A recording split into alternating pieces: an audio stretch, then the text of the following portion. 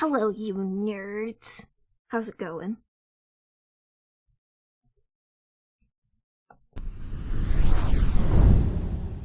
Surprisingly, Air Server has been very kind to me lately. And I hope I didn't just jinx it, but I very much appreciate that it's been very kind to me and it hasn't been crashing and doing weird things and not working.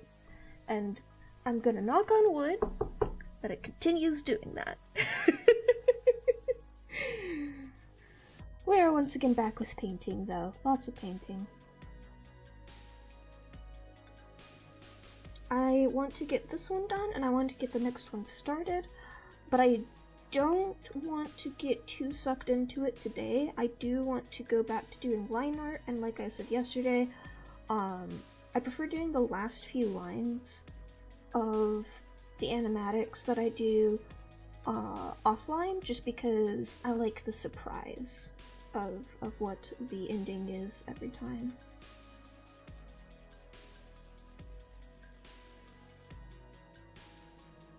But yeah, welcome to brainrot mode. I may need to be dragged into the Minecraft server on occasion just so I don't burn out, you know? But it will probably be very difficult to do so. I'll be back to Minecraft soon enough. Don't worry, I'm not done with Vault Hunters yet. It's just I'm in animatic mode now. And when I'm in animatic mode does not stop.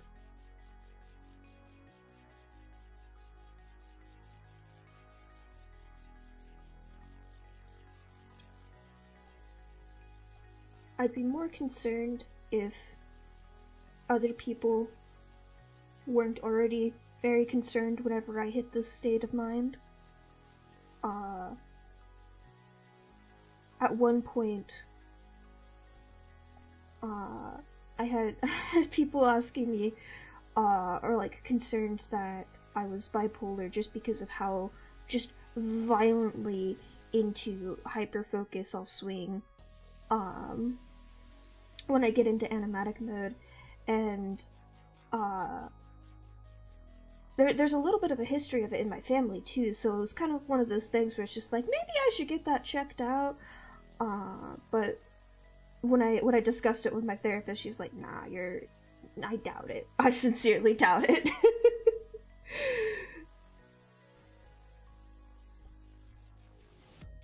It was very interesting talking about the specifics of what bipolar disorder is like, though. Because I've seen it from an outside perspective, but I haven't heard, like, how the diagnosis of it works, necessarily, if that makes any sense. So it's an interesting perspective to see it from.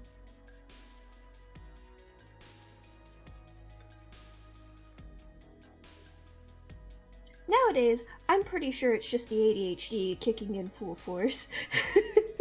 Now that I've got that diagnosis, I think that fits a hell of a lot better. Cause my brain just goes brrrr, and it does not stop.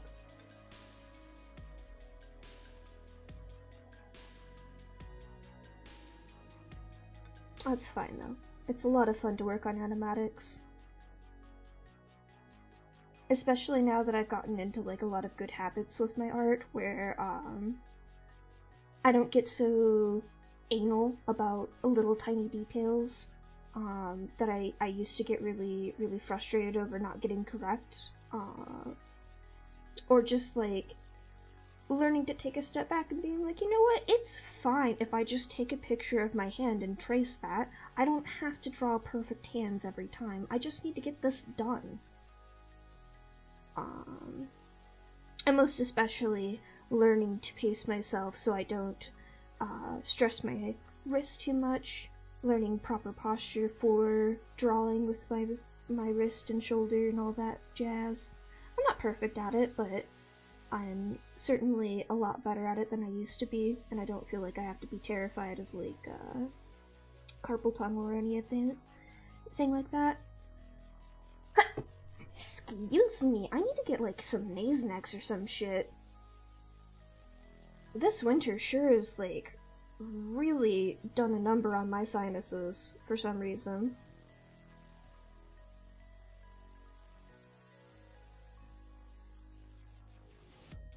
That's funny though. My only worry is I was in the middle of working on Christmas presents, and that's when Animatic time hit. And I'm just like, shit, I'm probably not gonna get them done in time for Christmas. I'm gonna have to tell them they're delayed. I'm gonna have to blame it on shipping, but really it's just me trying to finish drawing them.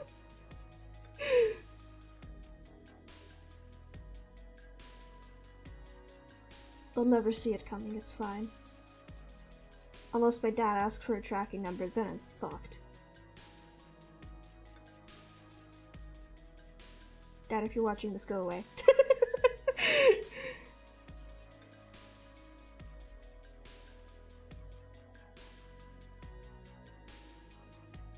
I wanted to do art for my dad this year, because it's not something I've done for him for quite a while, and I wanted it to be something specific for him. I was struggling a little bit with it, but I think I've got an idea. I just gotta get it down on paper, because I'm doing it with paper, not digitally. But I might switch gears and sketch it digitally, and then transfer the line art to paper.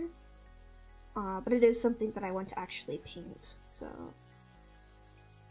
Now that I can paint... Oh... I'm never gonna be over the fact of my struggles with paint. The stupidest things, truly.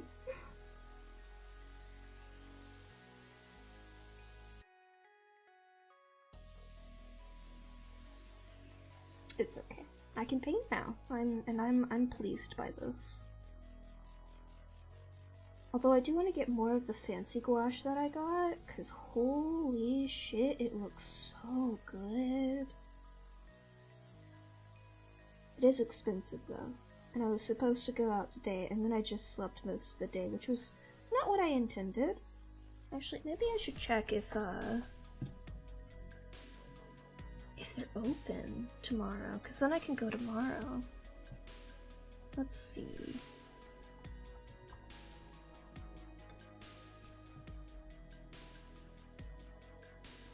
Ooh, they are! Excellent. Okay, I'll just go tomorrow. That's fine.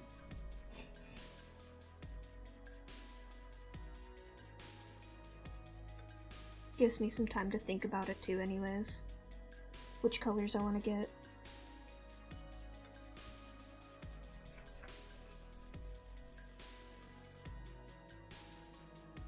Hello! I have done one before. It was quite a while ago. At least a few months. And it was kind of a struggle because I don't really have a proper camera setup for that sort of thing. I really just have webcams. And I do have a really nice webcam, but unfortunately, it's designed to pick up on faces and not, like, just generally be a camera, so unfortunately it doesn't work really well. I'm looking into options for something for that sort of thing, because I would like to do more painting streams in the future. It's not a huge priority because a lot of my art is digital, and a lot of the stuff that I've been focusing on these days is animatics. And very unfortunately, the kinds of cameras that I've been looking at are pretty expensive.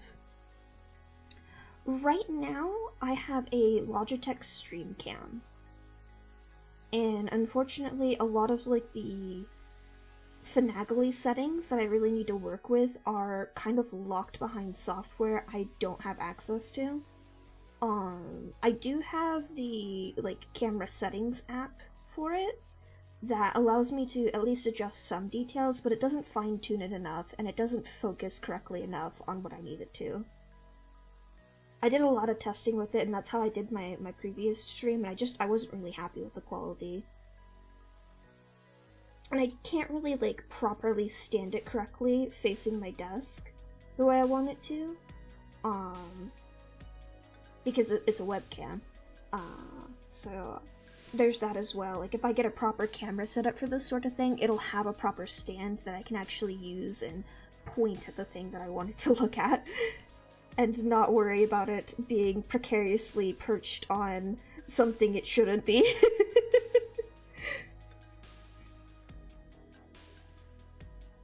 My friend Daishima, who does a lot of cooking and tea streams, gave me some recommendations for cameras, and I'm looking at those right now. It's something, like, really, really specific. When I talk about the software for it, I'm not talking about, like, a specific program that integrates into it. Whatever it is, it's proprietary, and it's, like, the actual software that the webcam runs on. So it's not really something that I, as a consumer, can really finagle with without essentially doing the equivalent of jailbreaking it. Which I don't really, like... I know technology, and I know I'm in software as, like, my job, but, like, for my personal life and, like, things I'm just doing for fun, I don't really enjoy doing that sort of thing.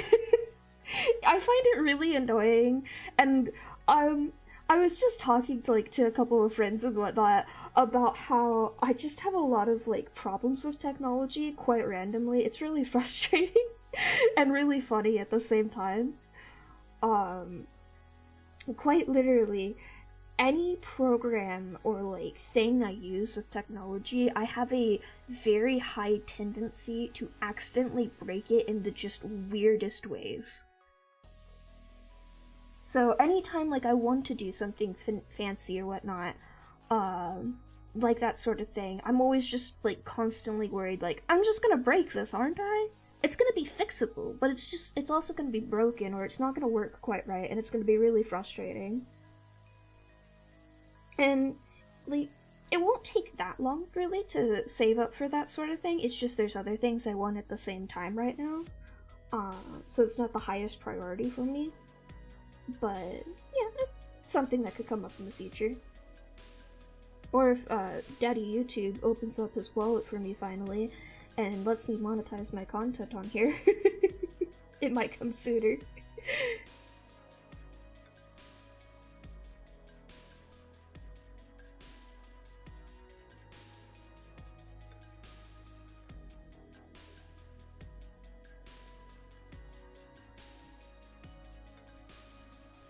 It's fine though. Like I said, I'm in no rush. I feel like I've gotten to the point with my art and, like, with my streaming setup and whatnot where I'm pleased. I'm happy with where it is. I will always be constantly improving it because that's just how I am, but I'm not frustrated anymore whenever I'm trying to set stuff up or whatever, because I don't feel like I'm, like, doing it wrong anymore. I'm not sure how to put it. I no longer feel the need to be a good streamer, if that makes sense. Like, I'm not chasing after numbers or clout or anything like that. When it comes to streaming specifically, I'd rather focus that effort into making my animatics better, and not necessarily clout chase or anything like that with them, but actually focus on, like, making that the thing that I put out in the world, and I want to make it look good, and I want to draw people in with.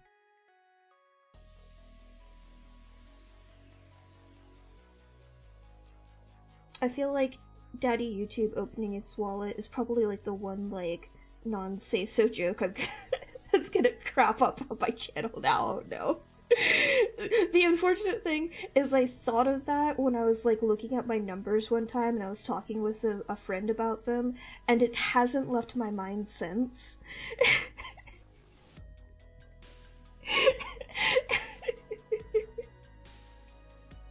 Yeah, it's just, like, there's a drive for people to do it, because, like, here's the big thing. Here's probably the most important thing. YouTube and Twitch are not my main job. I have a day job that pays me very well. I'm self-sufficient. I don't have to worry about money on a regular basis unless, like, an emergency pops up, and even then, like, I have a nest egg for that sort of thing. I'm set, so I don't have to really bother with trying to chase after things that'll give me money, or trying to get sponsorships, or asking people to donate or anything like that. All of those things for me are just like, look, if you want to toss something my way, that's very kind of you, otherwise I don't give a shit type of thing. I'm here to draw pretty things and write stories. Hi Viper, how's it going? It's nice to see ya. But yeah, like, to me, people who are chasing after numbers and chasing after clout and stuff like that, most of my feeling towards that is like, oh god, please don't burn yourself out, please take care of yourself. But otherwise it's just like, you know what, yeah, get that bread, I don't care. Yeah, that makes sense. Like, there's some times where it really frustrates me, like the recent stuff with Twitch that's happened. That to me is just frustrating, because it's just like, you just wanted to do that. Like, no, that's stupid. You've ruined it all for everyone else, for bullshit reasons, essentially. But like, if somebody's just doing their thing, trying to stream, trying to do it well, and whatnot, I don't care.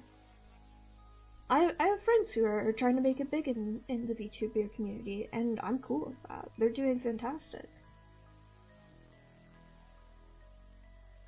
Ooh, good luck. It is that time, huh? Best of luck.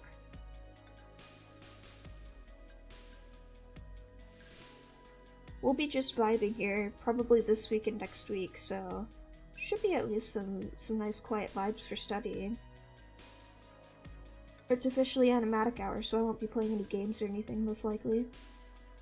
Unless I just really need a break next week, or if I finish early in some miraculous way.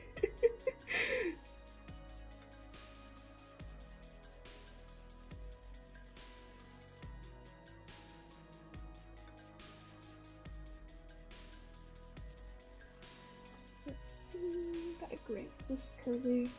That's not the right color, is it?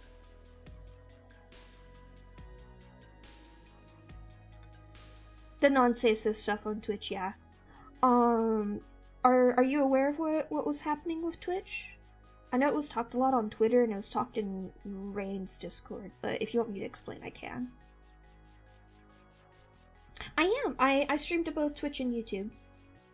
I technically could have affiliate on Twitch, but I dropped it at one point, and I've just been too lazy to bug support to make it to where I could get it back again. But, I mean, I don't really care. I plan to be mainly on YouTube for the foreseeable future.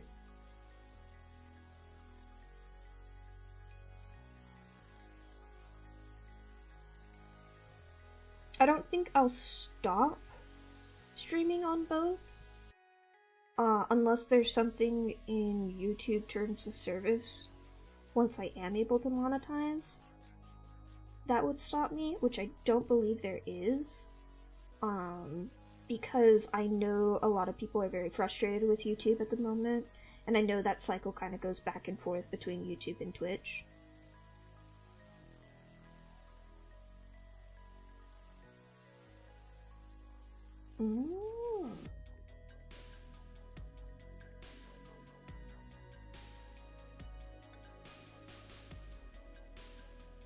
Oh goodness.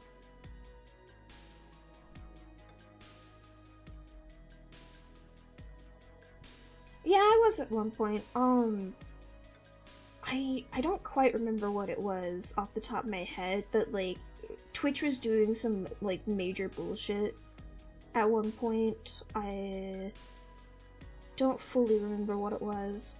And it pissed me off enough, and I was already planning to like move to YouTube at some point. So I started making the switch for all my stuff, and especially now that I've had a couple animatics like start actually picking up some speed, I feel a lot more satisfied streaming on YouTube.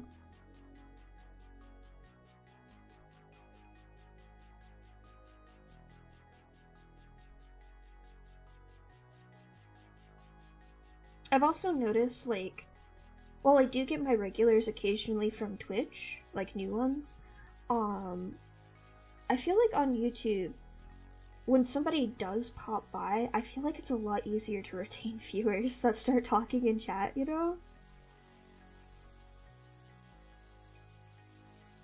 Like, if somebody shows up and they start talking to me in chat, they usually come back on YouTube. Whereas on Twitch, like, people will stop by, and they might say something, but they don't always come back. And that's fine, I don't get frustrated with that sort of thing. But it does feel a little bit more, rewarding in that regard.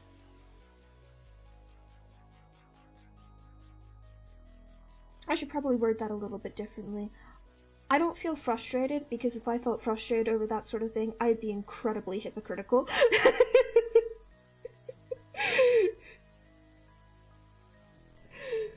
I start and stop watching people for some of the oddest reasons that not even I can fully explain.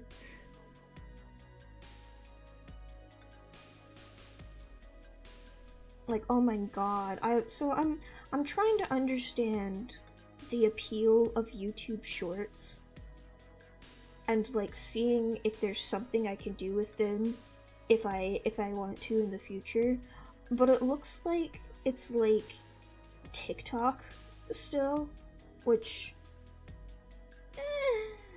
I didn't like TikTok. I didn't enjoy TikTok. But like YouTube Shorts seems even harder to get into.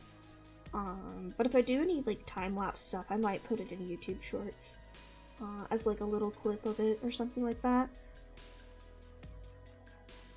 But like there's so many shorts that I hear the voice, or like it's one of those ones where it's a vlog sort of thing where the person like stares directly into the camera and they've got the ring light in their eyes so they look fucking demonic.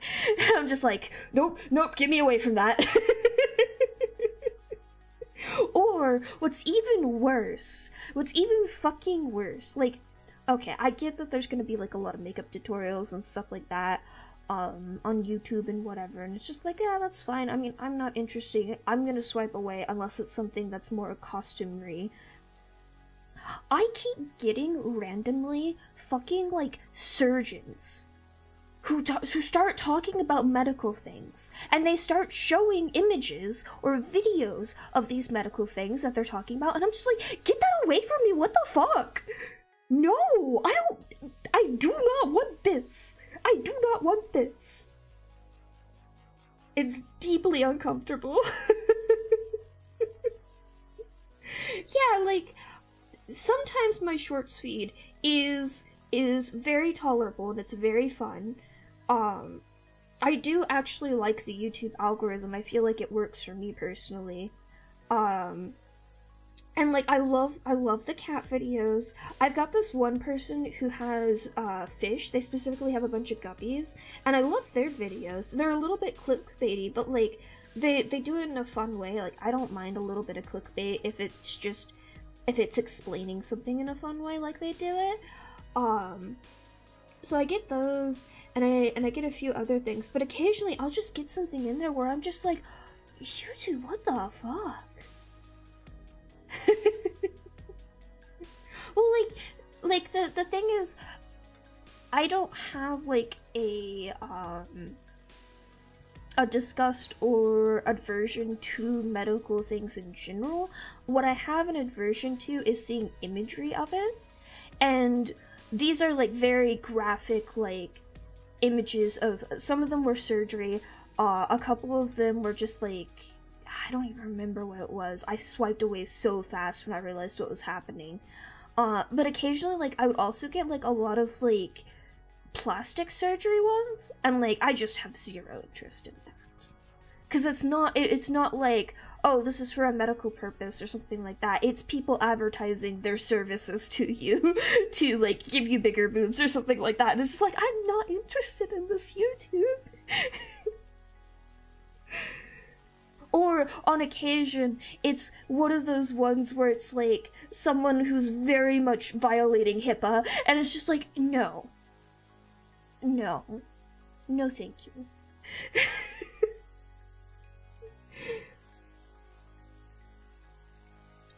They jump scare me every time. But then there's some days where I'll just get like a bunch of Game Changer and other things from Dropout, and I'm just like, oh, this is a good day. This is a good day. I like Dropout. I don't know if anyone else here watches Dropout on YouTube or on their site, but I was talking a little bit about it yesterday. They just released a new show called VIP, or Very Important People, and it's very good. I love Vic Michaelis. They're amazing.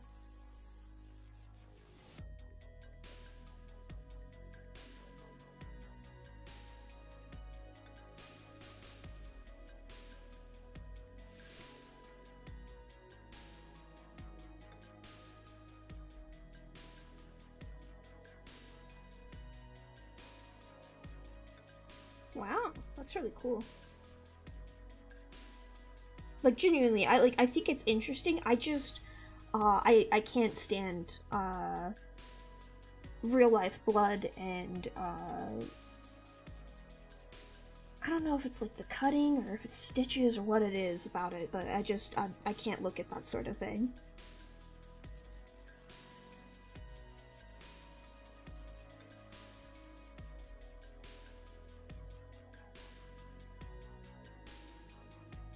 Although surgery is like a tool for medical things, is like really interesting how it might have come about. What is the trauma room? I've heard that word kind of tossed around a little bit, but I don't actually know what it really is.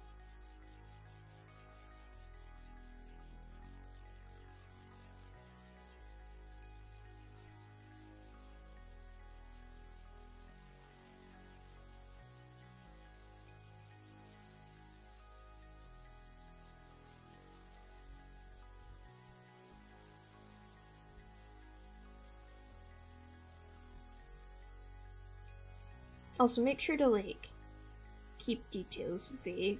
As I said, the ones that, like, very much talk, like, way overshare about whatever thing they're talking about do make me a little uncomfortable.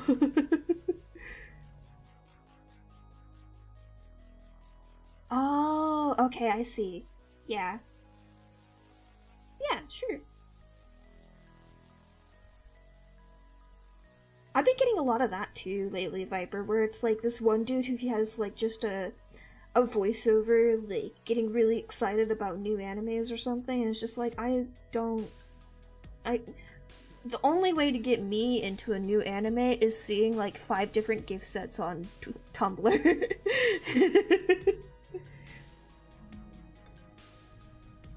Yeah, I figured. Please rest assured, I am not accusing you of doing that in the slightest. I hear about it sometimes, like, people will start talking about it on Tumblr occasionally, and they'll bring it up again, how there's a bunch of nurses on TikTok doing that shit, and it's just like, bruh, dude, why?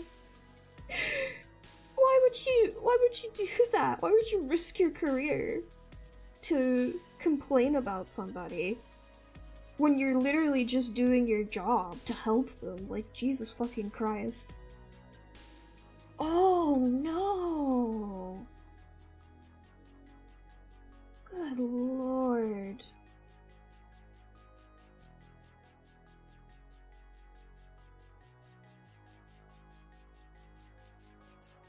That's awful.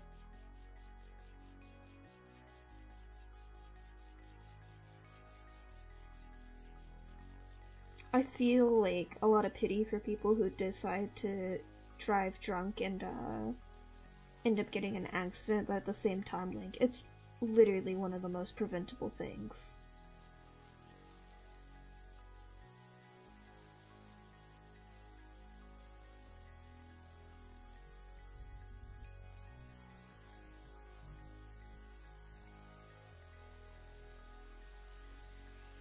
I know at college, I lived, my apartment was at the college itself, and it was basically like one of those huge buildings in the middle of the city. So I was like right next to like one of the main streets there, and um there was a like tram system throughout the city type of deal. And some idiot decided to U-turn across it. Oh my goodness. Okay, hold on. Let's not talk about that. We have people coming in. Hello, Daishima. Thank you for raiding again. It's very kind of you.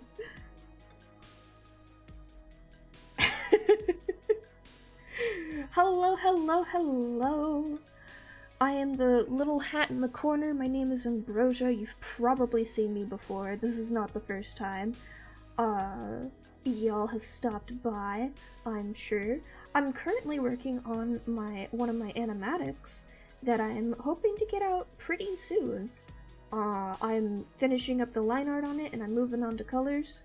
But today I'm working on some of the more painterly style things that I plan to have in it. Because there's like a little series of paintings in it. I am indeed. This is baby Ambrosia. They're like 12 here.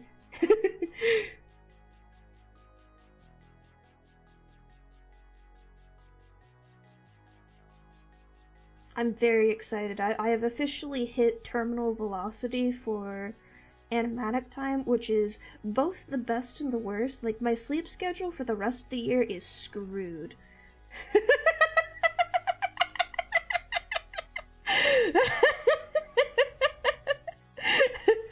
No, not in the slightest. Y'all, I don't know, I can't fucking drive. You think I got away with a hit and a run? Oh goodness. No, I didn't want to have y'all come in here while I was talking about something a little bit darker, but I was talking about a car accident that I witnessed as a bystander, not as somebody who was in the actual accident itself. Someone U-turned over some tram tracks in the middle of the city right as the tram came by, and they got just nailed in the side.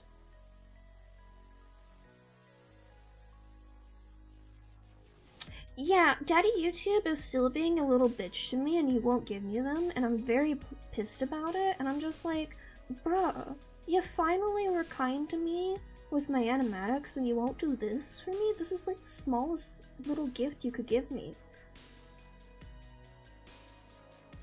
Allegedly.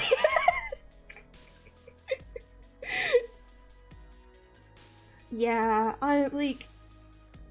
it's one of those things where I hope the person was okay, and I wish the best for them, but also at the same time, you have no one to blame but yourself in that situation. And that's why your story reminded me of that, see?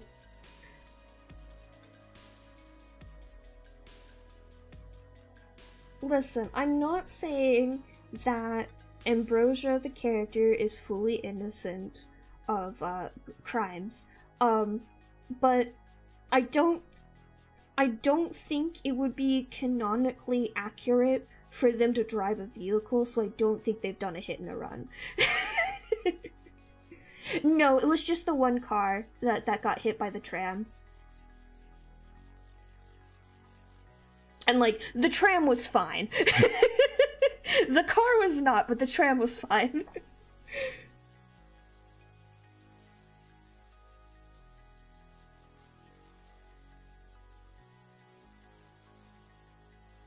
During the 3 years I lived there, that's the only, like, big accident that I heard about. Oh, no, wait. Somebody almost got knifed nearby. That was the only other one. Yeah. Yeah, they were trying to U-turn over the tram tracks, because it was like, this was the main street of the city I was living in, so, like, you had both car, roads like this, and then the track for the train was in the middle.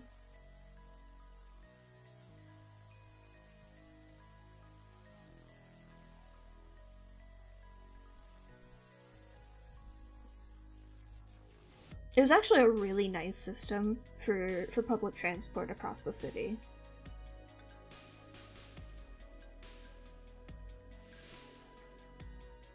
Mariposa? Is that daisies?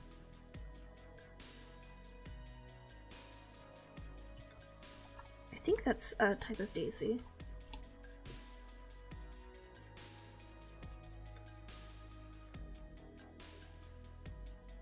Okay, I'm just getting lilies. They're supposed to be daisies.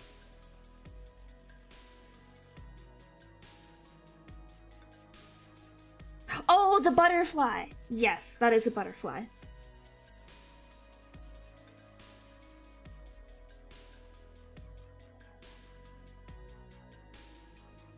Silly me thinking about the flowers because I was working on them at that moment. Also, I'm very dumb. I should have known that. Fucking every, like, Chat Noir and Ladybug fic that has fucking Marinette as the butterfly holder in an alternate universe always calls her frickin' Mariposa.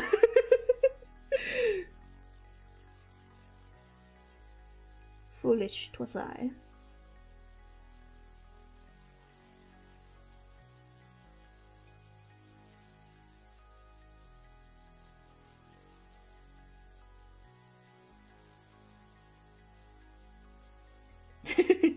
Yeah. Where I grew up, there wasn't a whole ton of daisies. But that's mostly because there's a lot of shade, in the area, so there wasn't, like, a whole lot of areas for, like, big daisy fields or anything like that. We had a lot of tinier flowers, but the big thing we had was a fuck ton of daffodils. Like, those things grew like weeds. It was kind of terrifying when we first, like, when I was very, very young. There wasn't, like, a whole ton, but there was, like, all the little patches around, and then, like, years and years went by as I was growing up there, and these things just spread. It was kind of terrifying.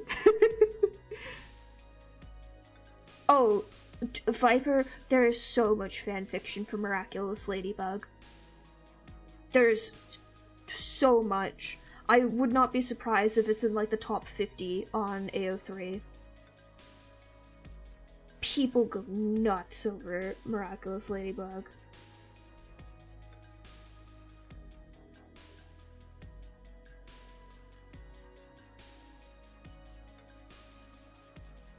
I wouldn't be surprised, yeah, on Wattpad too. I don't use Wattpad, I mostly am on AO3. I like the filtering system.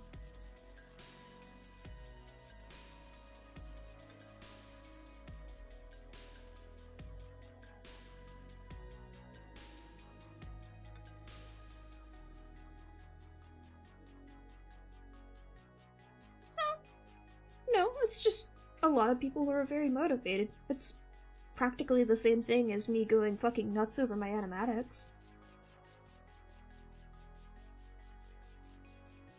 Honestly, I can't say much. I get really excited when I see, like, the the ones that have over 100,000 words. And I'm just like, ah, hell yeah, that's my next hour or so. Thank you. I hope you have a good day. Good luck with work.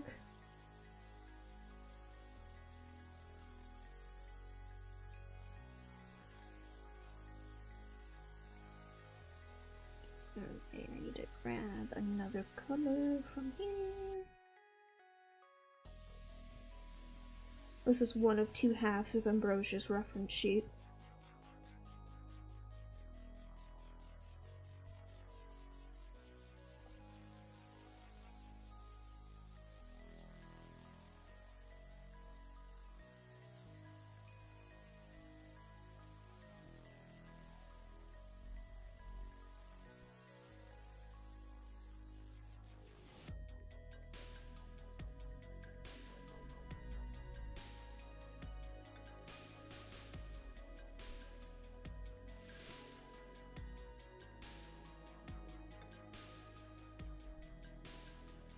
One of the most popular crossovers with Miraculous Ladybug is Batman.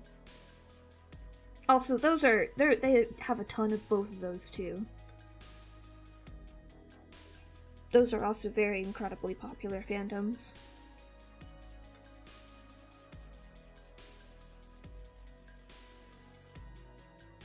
It's honestly really funny because, like, there's a bunch of people in the Miraculous fandom who hate the Batman crossovers, and there's a bunch of people in the Batman fandom who also hate the crossovers, and it's so funny every time I see people pissed about it.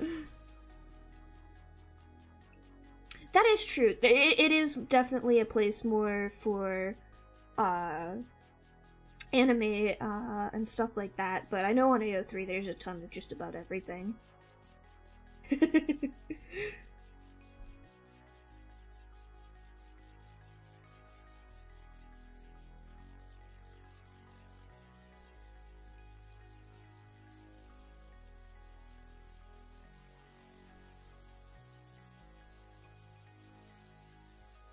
Although I guess my idea of a ton may be different from you, because, like, I get excited when I see over 1,000 fics in, like, the World Ends With You fandom.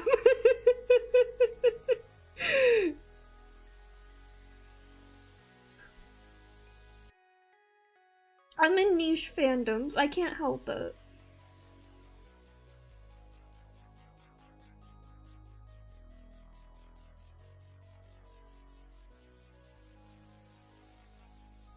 I actually really like this sketch, it's very cute.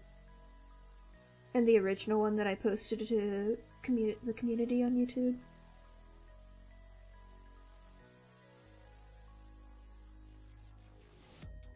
Yeah, it's because of the weight of your sins. No shit, Taishima. Yeah, I'm in a lot of niche ones. Although I guess, in some cases niche is very subjective, but like, Book of Hours, World Ends With You, 999 is like kind of niche. It's one of those things, like, there's a lot of people who know about it, but not a whole lot of people who talk about it.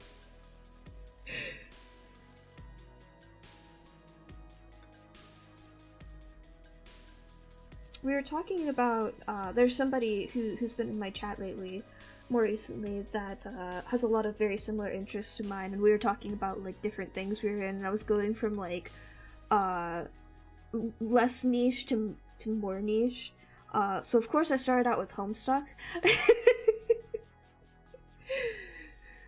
What did we stop connecting on? They weren't really familiar with Danganronpa, which are not... Danganronpa isn't necessarily niche, it's more of like, just a smaller fandom compared to other things just because of taste. Oh! The Magnus Archives. I think it's bigger now, technically, but it's definitely more of a niche one compared to other things because it's a podcast.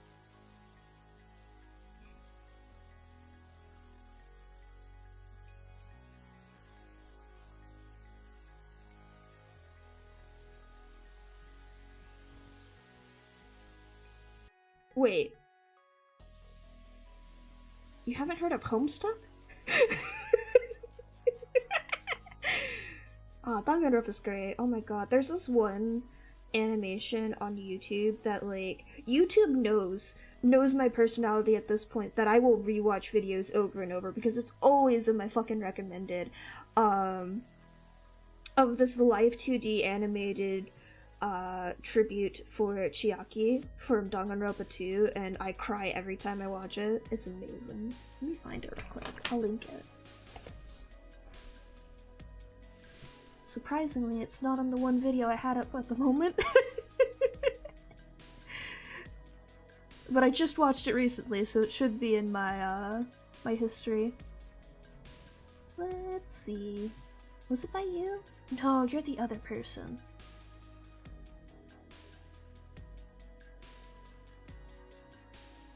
Thank God YouTube Shorts don't show up in your history. That would be so annoying. Where is it? Why isn't it here? Did YouTube delete half my history again? You motherfucker. It likes to do that when I watch a bunch of videos in a row. Then it only like keeps like the highlights of it, and it's just like, no, I need to see all of it. YouTube, my memory is very bad. I don't remember the names of things. Okay, it should show up in the recommended of this. Oh, no, that's the other one.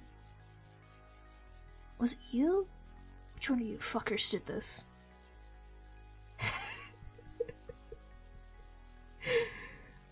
Yes, it was you! Okay, there it is. Like, oh my gosh, it's so good. YouTube does know my YouTube short sense. I don't think the link showed up in chat, which is stupid. I don't know what it is with YouTube lately, but the whatchamacallit, has been, like, really overzealous. Like, I allow swears in my chat because I, of course, swear as well, and I've allowed swears this whole time. I don't have them as, like, blocked words or anything. And then yesterday, somebody kept getting blocked because of it. It's like, huh? Hello? YouTube, stop. It is. I'm in live chat. That's the weird thing. I'm in live chat, Daishima. This happened yesterday. I'm not in top chat. Cursed. It's cursed. It's cursed. It's very cursed. Unless you're looking at the link that I just posted, Daishima.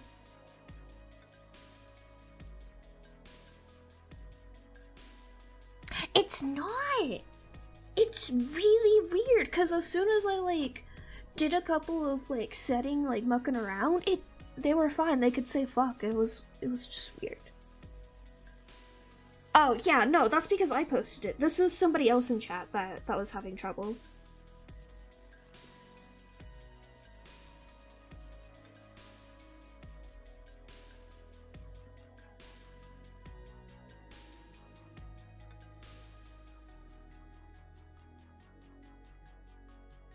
They should. I did get a notification recently that my timeout settings have changed a little bit, which was nice.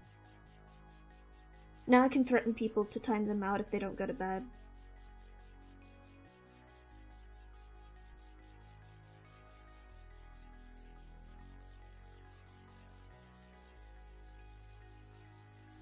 Maybe I'll look and see if there's like a whitelist of words.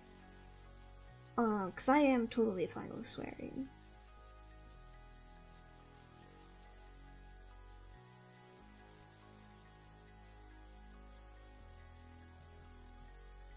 Have you seen the Rise of the Masterminds animation for Danganronpa, by the way? Because that one also is incredible.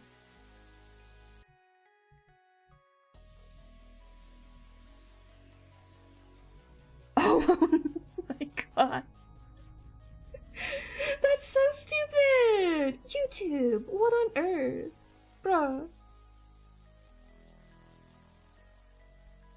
That's silly. I'm thinking of utilizing my, what's it called? My Adalto thingy for streaming on my Switch.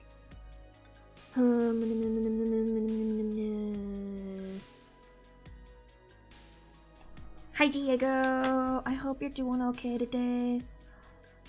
Okay, I'll grab that for you as well, because oh my god, you should totally see it. It's so good. I think it was for a zine. But, oh, every time I look at it, incredible. Top notch. Honestly, goals.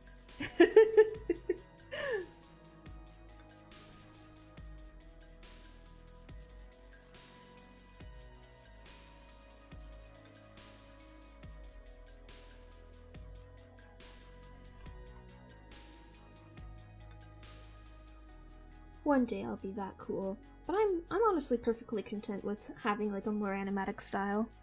Oh, you have? Ah, okay, that makes total sense. It's so good!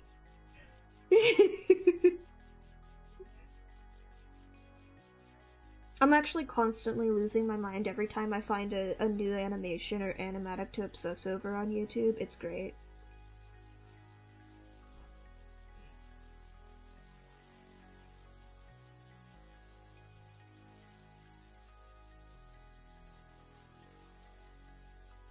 That's how I get inspiration for my own, too.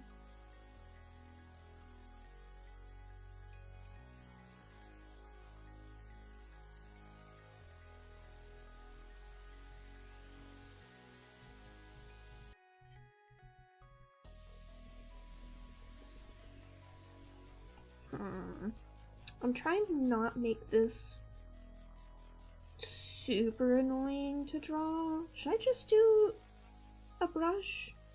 Hang on. Let me... Oh my god, yes! It is! The part from, oh,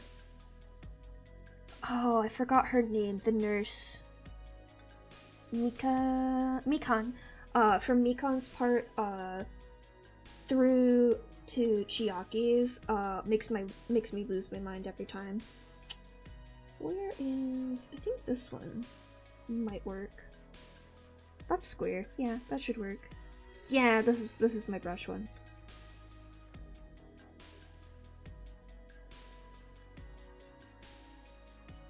If I...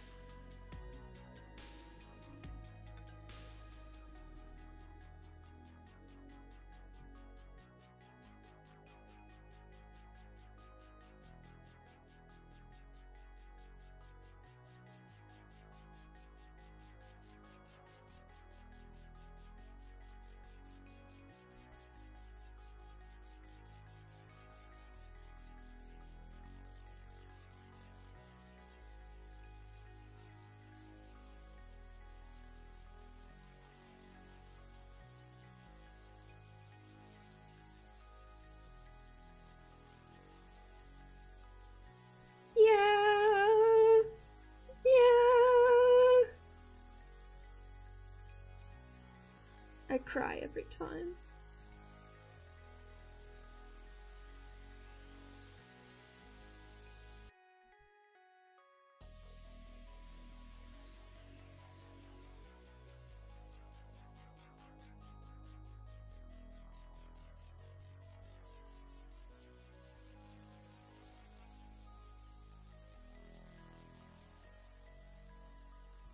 It's Danganronpa. If you haven't seen it yet, it's whatever. It's been out long enough.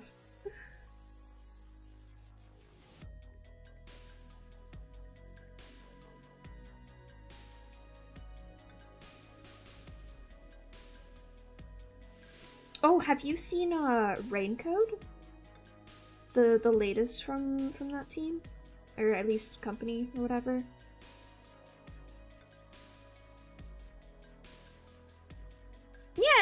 Yeah, exactly, Daishima. Definitely no one dies during Danganronpa.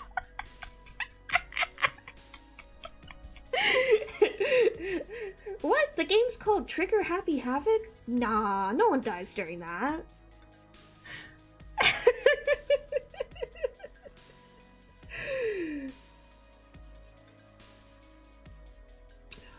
Oh, but yeah, I desperately need somebody that I can scream about Raincode to, for actually Danganronpa related reasons.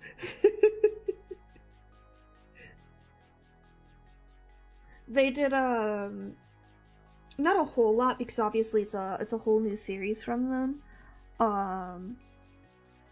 but they did a couple things in there that relate back to Danganronpa, and it made me lose my fucking mind.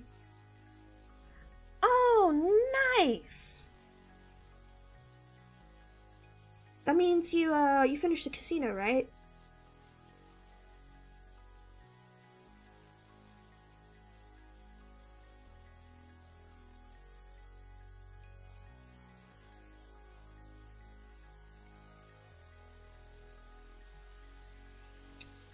Daishima, I am somewhat down bad for Shinigami, so honestly, it's fine.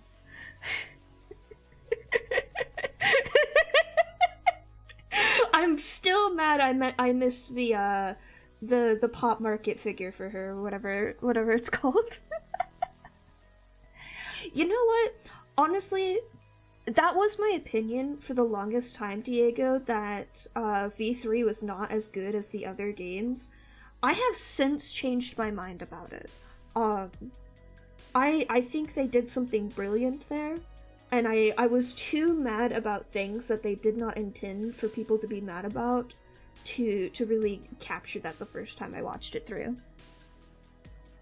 But I recently, or not really recently, but somewhat recently, watched somebody else play it blind, and hearing her perspective on it and seeing her like connect all the dots for the story in it really, really made me think about it.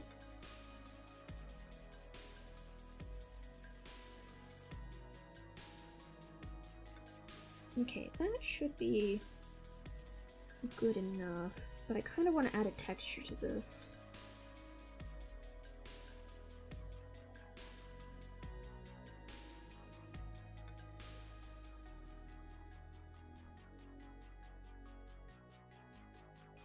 Mm-hmm.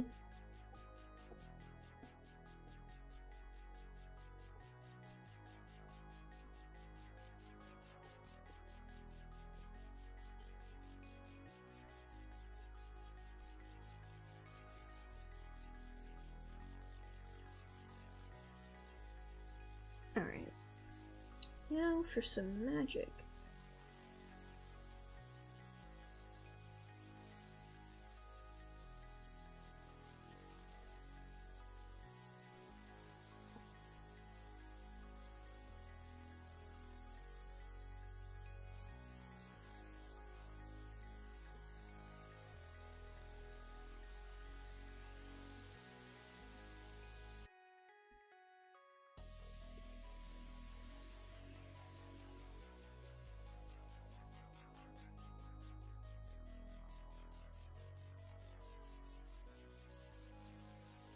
Perfect.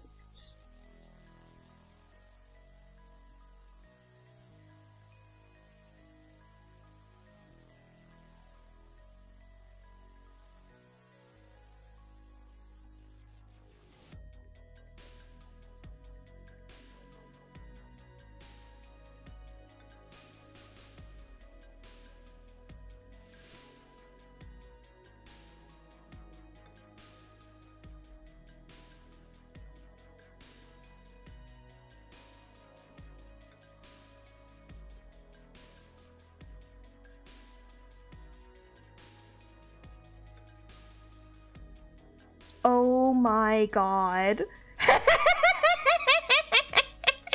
Sorry, I was really focused.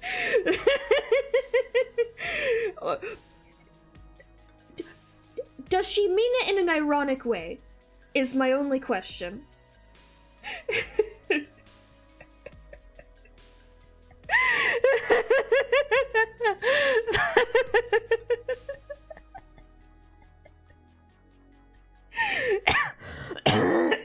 Oh my god, I'm sorry. I'm dying. Hi Lucas! I did check out the music. I'm not adding it to my Ambrosia playlist, but I am adding it to another one. Or maybe I did add it to the Ambrosia playlist. I don't know.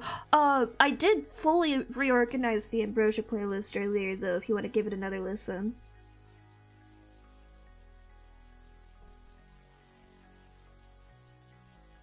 I think I got everything, for the most part, ordered in the way I want it to be now.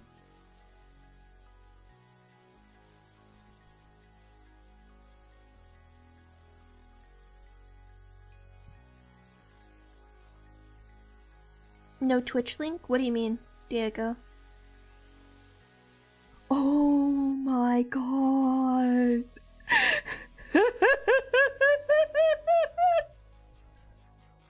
Good lord. Also, the Discord chat one? I don't like... I'm not a fan of AI here.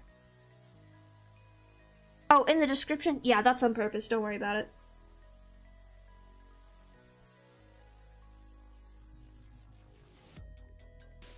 I'm focusing on YouTube more these days, Diego. So while I do have my Twitch link on YouTube, it's now one of my later links, and I'm mainly focused on linking YouTube at the moment.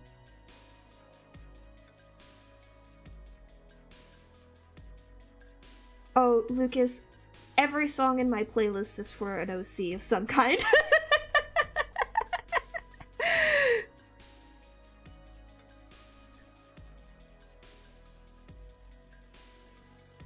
Also, yeah, I think one of the intentions of the Discord chatbot is to roleplay with characters or some bullshit. I don't know. I'm very much not a fan of AI these days. Either the chatbot versions like ChatGPT or whatever, and especially not the image generation ones. We talked about it a little bit yesterday, so I won't get too into it today. We don't need too many rants from me.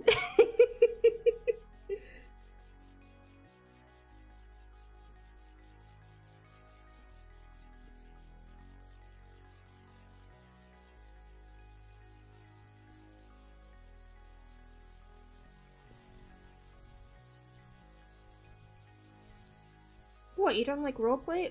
We play D&D in this chat.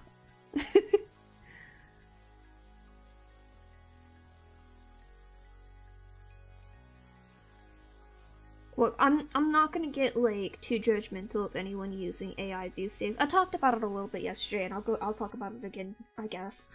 My personal opinion is that it could have been a fantastic resource. It's just the people in charge of it these days are so incredibly unethical, I cannot trust a single one of them.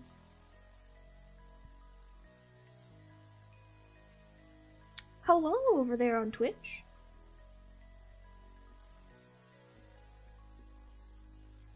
Well, you see, Lucas, the trick is to get really down bad about something.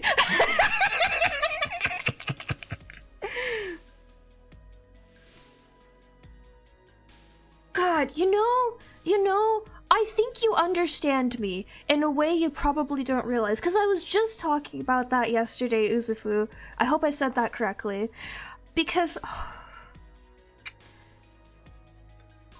I haven't really been able to nail down the reason I don't like AI art and AI writing and all of that jazz. Besides the fact, of course, that I hate the unethicalness of it and the plagiarism of it. I'll get to you in a second, Lucas.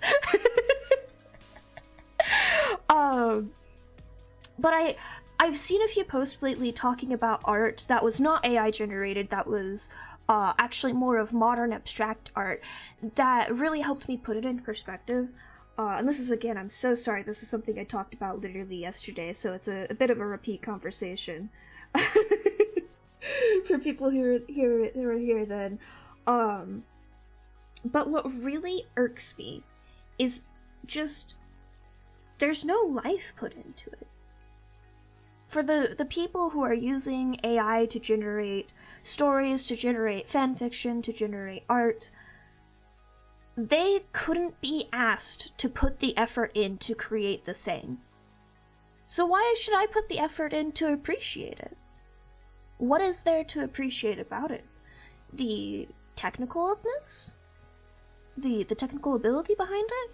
Well, that's not the bot's, nor is it your own.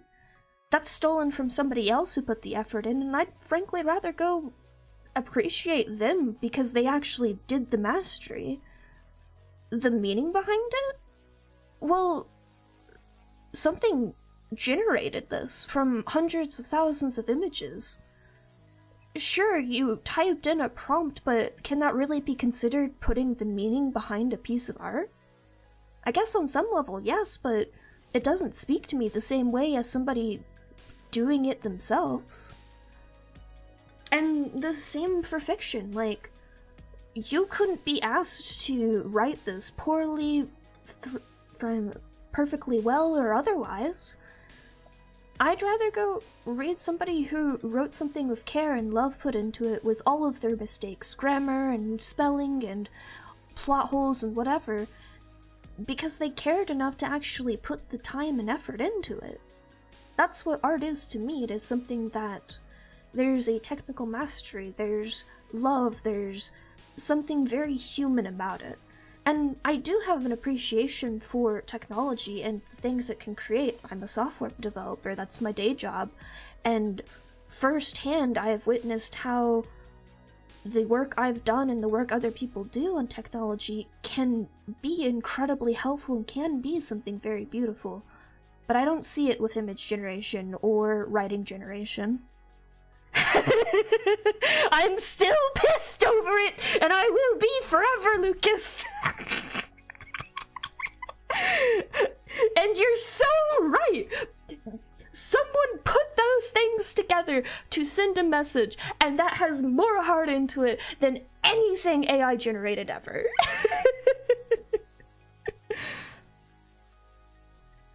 And like, you know what? You bring up a great example there, Viper, of something I feel like AI could have been helpful for. I'm very transparent about this. I'm completely self-taught when it comes to art. The way I have learned to draw art is by looking at people who are, frankly, masters of it, or even not masters of it, just all sorts of people across the internet, and I watch them draw. I would be in their streams, I would be in their time lapses, I would watch them talk about what they're doing, all sorts of things, and that's how I learned how to draw. I would spend hours staring at pictures and studying how they did it, because no one could explain to me in a video tutorial, in a written tutorial, in classes, any of that. No one could explain to me the way I needed to be explained how to do the thing. And if AI was done ethically, first of all, and was polished enough to actually responsibly answer questions without the risk of misinformation, what an incredible teaching tool that could be for especially people with learning disabilities or people like me who just don't learn in standard ways. It would be fantastic to have something like that to help direct me to new types of art that are either similar in the direction I'm trying to go into, or similar to ones that I just enjoy looking at, to find more people that I can study and learn from and also just appreciate. But I can't trust AI these days. I don't trust any single company who's working in it. I especially don't trust anything that's on the market right now. And I certainly can't trust any of the information that the bots generate because it's filled with misinformation. Like, there's so many times where I hear about a bot being used commercially even with like ChatGPT in it, and it's horrifying when it's using misinformation to guide people, and then it just destroys the reputation of whatever company decided to do it. Or like when I talked a little bit about this yesterday, and I'm probably going to complain about this forever. There are people using ChatGPT to cheat at technical interviews. And don't get me wrong, I know interviews are terrifying. They're insanely stressful. There's a lot of hyping up for something that feels very worthless in the end. But now that I've been on the other side of that, I've been in the position where I was interviewing somebody, I understand the value of them. Because a lot of your work is going to be done under pressure. And I'm not going to get into the whole spiel of capitalism and whatnot today, because that's a whole big other can of worms. But like, when you think about an interview and in the state of things today and why it is a useful tool, in my job, I'm a software developer. I have to be working with and hire people who are also good software developers. They don't have to be experts. They don't have to be masters of it. They don't have to have like 10 years of experience even. I was hired almost directly out of college for my jobs, and I've gotten enough training on the job to be able to do what I do. But when somebody comes into an interview and they clearly, like, don't understand the core things they need to know for a job, it's very obvious.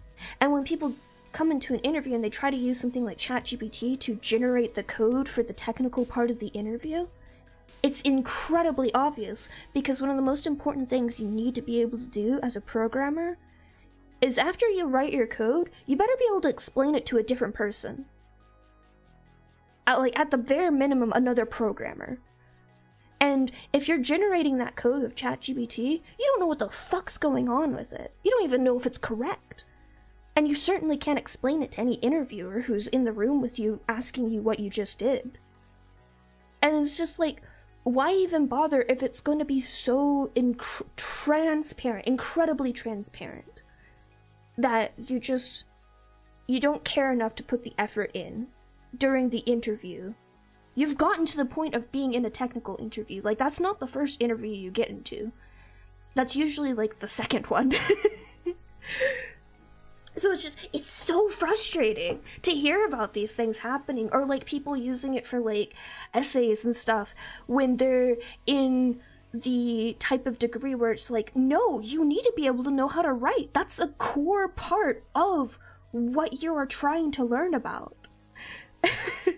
Like, I can understand, like, I struggle with writing, especially nonfiction writing. Like, I had my self-evaluation the past couple of weeks, and I was struggling to write it the whole time. And it would have been nice to, like, have a template generated for me or something like that to help me out.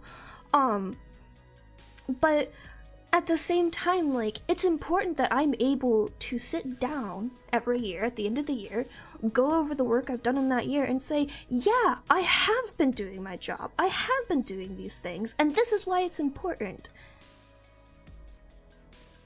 Yeah. I mean, it depends on the job, and it depends on, like, what level you're at. Like, for my job, I had the process of,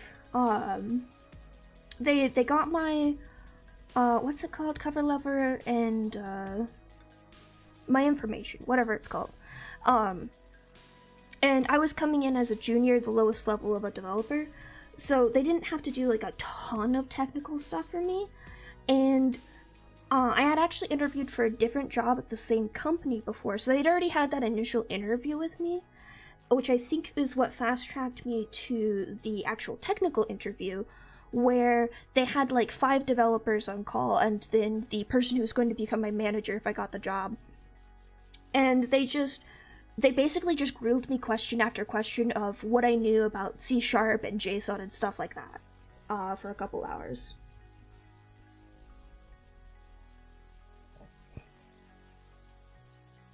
Lucas, oh my god.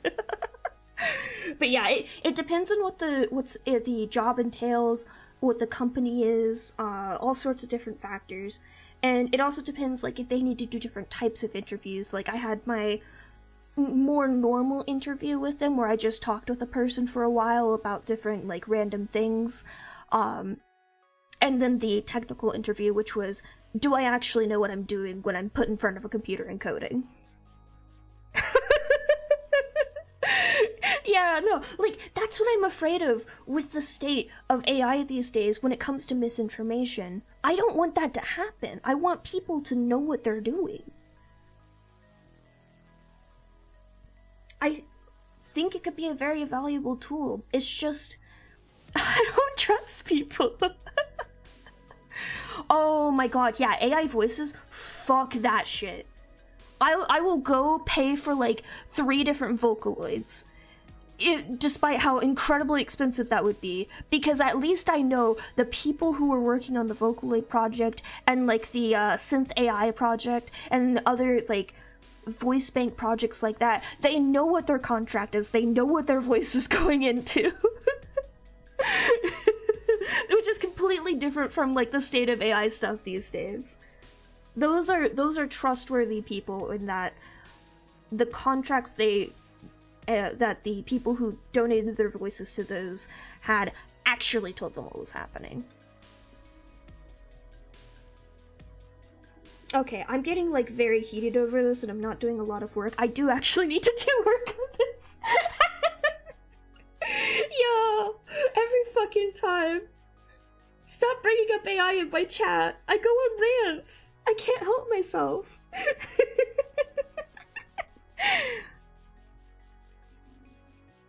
Very true. Like, if I would like to do voice acted work in my animatics in the future. I think that would be incredibly cool. And it really does make a difference whether it's a generated voice versus a real person speaking.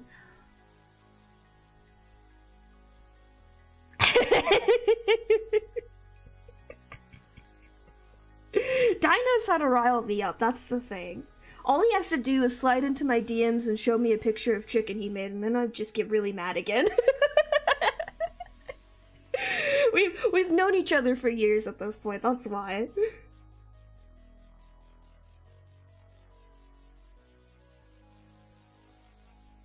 Nah, it's all good. I don't want people to feel uncomfortable in my chat if they have a different opinion than me on something like this. 'Cause I think that's valuable. Even if I heavily disagree. And I know, like, coming into somebody's channel when they're, like, mid-rant is just, like, a little bit awkward. Like, sure, I'm the kind of person who, like, sits on the sidelines with a cup of tea going, I see. No! He makes really delicious food, and I want it so bad, but I don't live near him.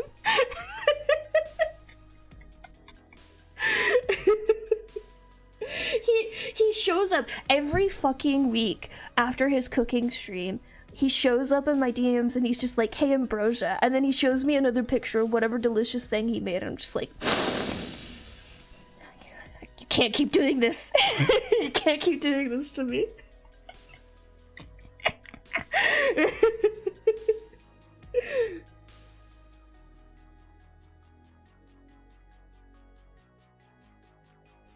You should, by the way, if you're not here from Dai's stream and you haven't witnessed the glory of his cooking streams or his tea streams or anything like that, you should totally go over there. There he is. Click on his name.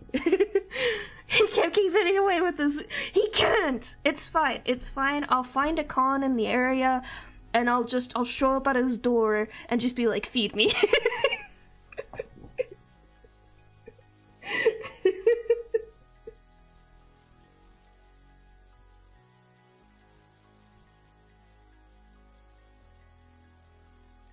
Oh wow!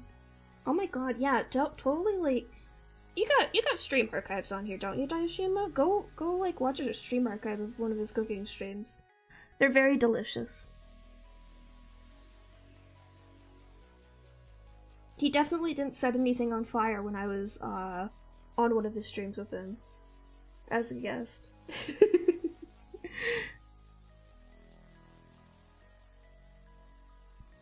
Oh no, Viper! Are they like already in bed or something so you can't go back and play with them right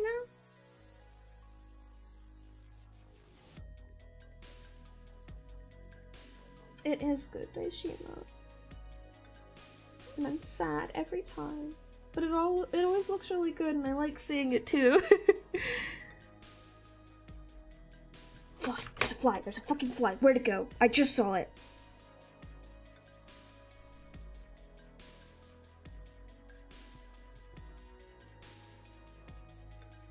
I've never played the GTA games. I've seen gameplay of them and like other people play on occasion. It's just not my kind of gameplay really. But they always look really funny.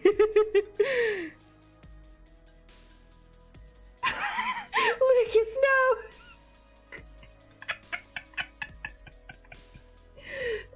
Where's Marjorie when I need her? Marjorie! Come here! I have a treat for you!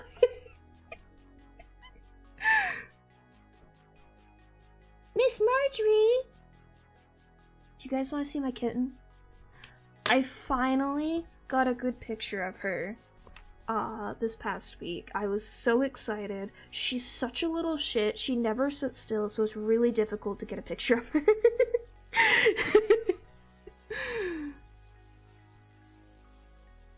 Oh, yeah.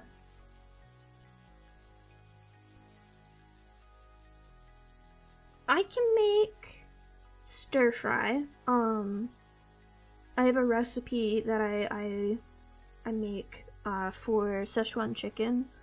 I don't make the sauce myself, it's a pre-bought sauce, but I can make that. I can make spaghetti and like basic stuff like that, or like out of the box stuff. And then my favorite thing to make, but I can't make it right now because I don't have a grill. My dad taught me how to grill hamburgers. Okay, let me crop this real quick, because we're here for the cat, not anything else in here.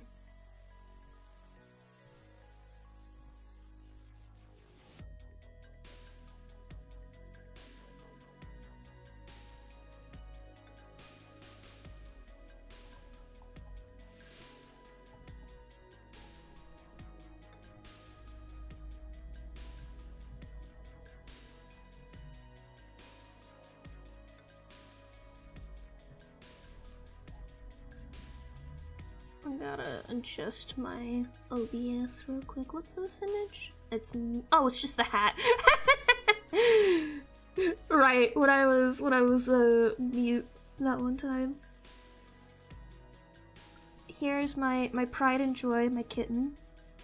And then let me find a picture of Mia as well. Mia is my older kitty. This is my kitten. She's very big. I'm terrified of the size that she is going to grow to. Let's see. Where's a good Mia picture? She looks so grumpy here. It's perfect. I can find a better one. Oh, sweet Jesus. All the pictures my sister have sent me are filling up my camera roll.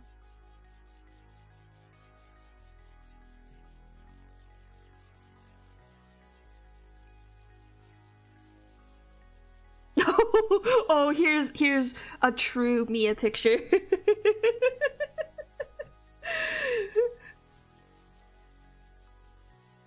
Mia has a very heavy resting bitch face, but she is actually quite a happy kitty.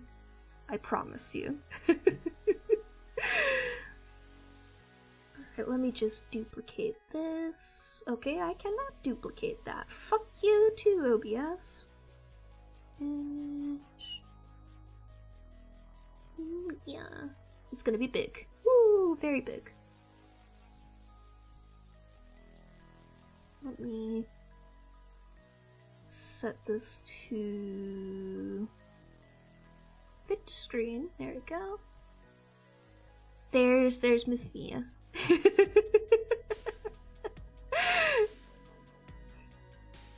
Well, I mean, especially right now. So she's living out of the country now. So she's been sending me updates on her and her husband, which is always nice to see. There's my beautiful kitties. Mia is 7 years old at this point, and Marjorie is 5. Like, no, wait, hold on. She was born in May. June, July, August, September, October, November. She's 7 months old! Jesus, Marjorie, you're terrifying. She is so cute in person though. Like, she always has this resting bitch face, but the moment you're just like, I want to give you attention and like pet you forever, she is just a little purbot. It's adorable. No, I didn't. She's a Maine Coon, so they're both Maine Coons. I'm kind of terrified though, because like I've had like more like normal sized Maine Coons in the past. Mia actually was a runt, and then she sprang into full size when I was off at college. I'm terrified though, because I have the dreading feeling that Marjorie is going to end up being one of those like huge Maine Coons. I have the most terrible feeling that I'm going to have a giant Maine Coon. Because she's growing so much. And I'm kind of hoping it just slows down in over the next year or so, and I don't have to worry about that so much, but I have the feeling that my hopes are in vain. That was too bright. Too much, too much.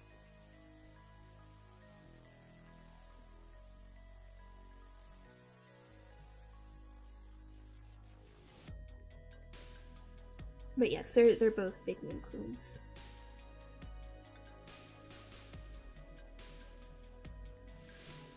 There we go, that's what I was going for.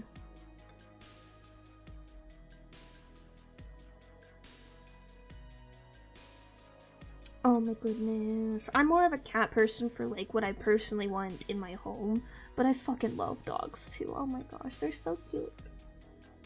They're so good. They're just good boys and girls.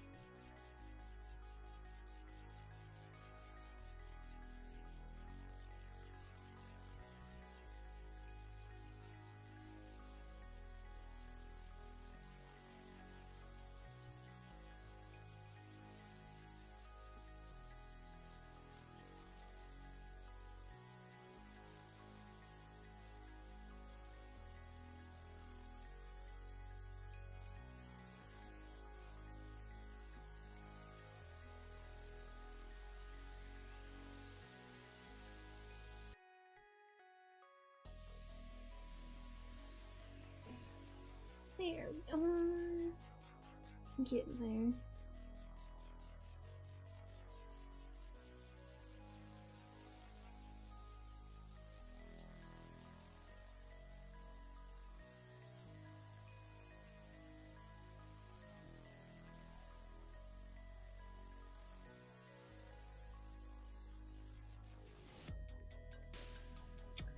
Um, 2, 3 years? I can't remember. How old's my Twitter? That'll tell us.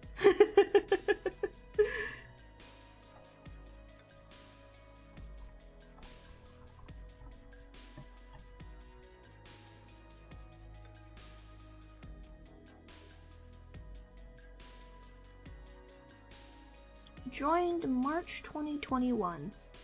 That is, I'm pretty sure that's pretty close. It definitely sounds right.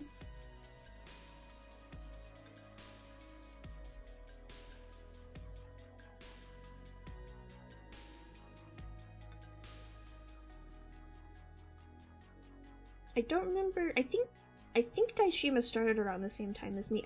Possibly before. And then my friend Akami and I started like nearly the same week or something. And my friend Kamui started I think the October or so before I did.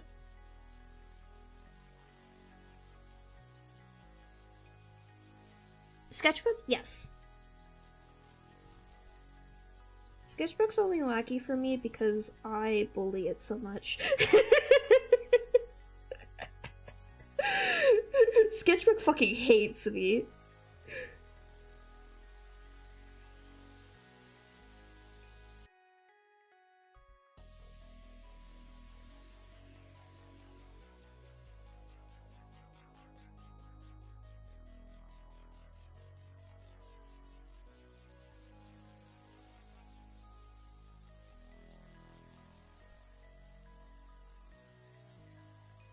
Me. I am a Cancer baby, and I adore crabs because of that.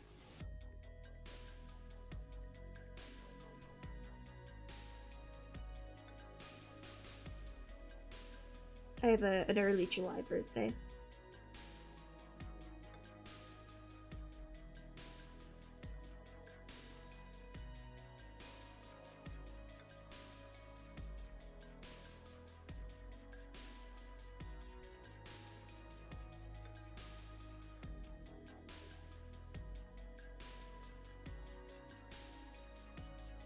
Won't help if I put my highlights over the shadow layer, Jesus.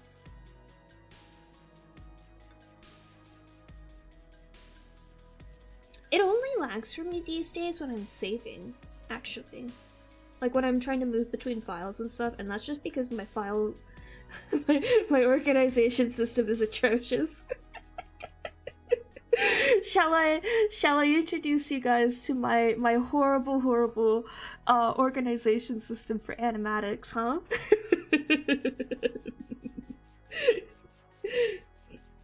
I'm a plague upon the animation community.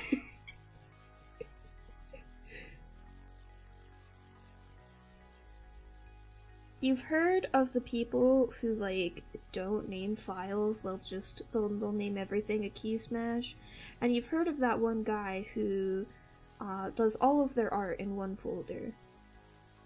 But you haven't heard of me. When I animate, every frame is in one file.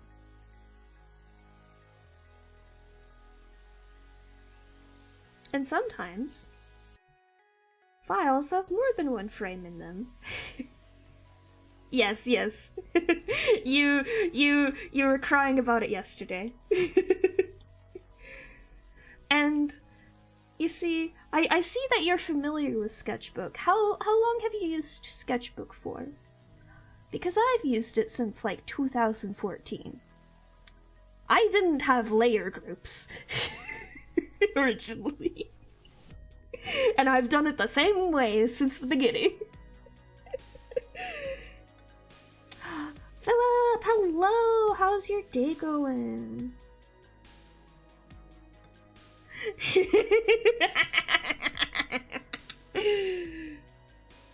Oh, it's good every time.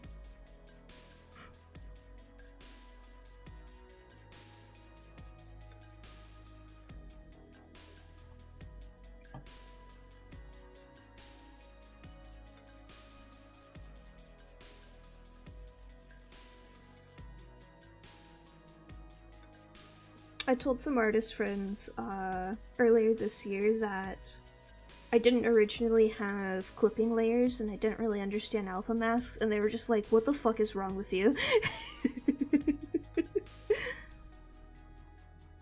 I think it was 2014. It might have been before that, it might have been a little bit after that. 2014 seems like the right range though.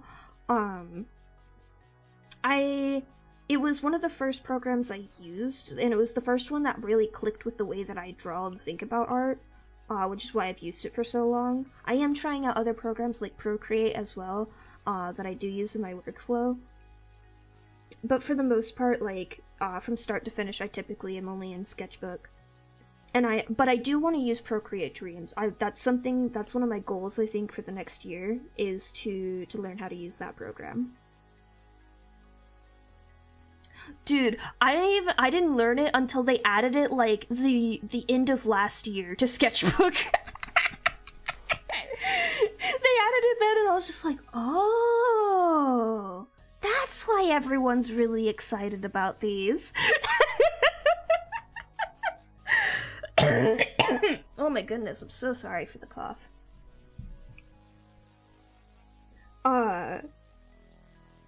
I originally used it when it was Autodesk Sketchbook, and it was just the desktop application.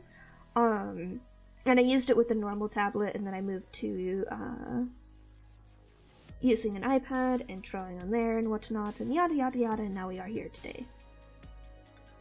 I'm just gonna copy this, because it's the same frame. It's just the div.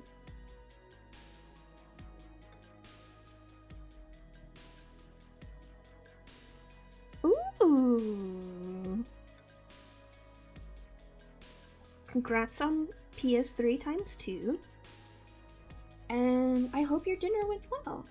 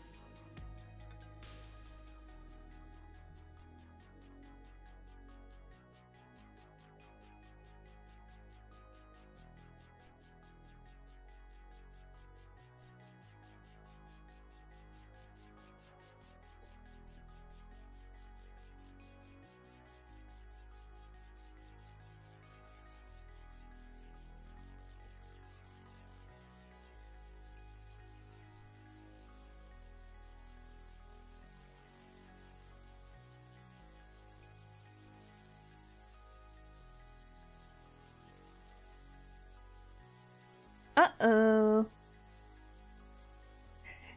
That doesn't sound right. That sounds very bad. Are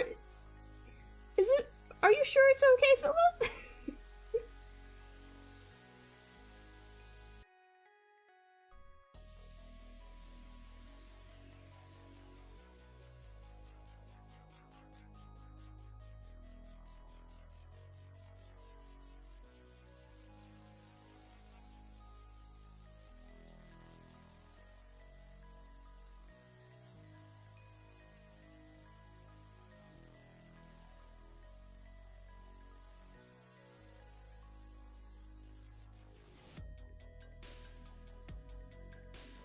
Oh dear.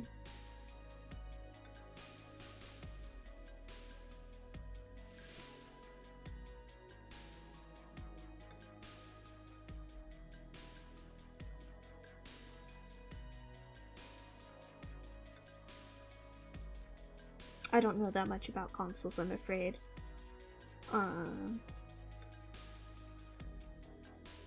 We had an Xbox 360 at one point, but the only game I really played on it was Skyrim.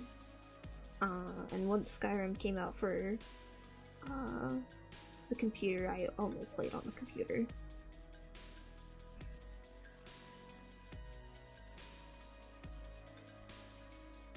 Well, we do all one day return to primordial goop. It is simply the nature of the world. And then we will become crab.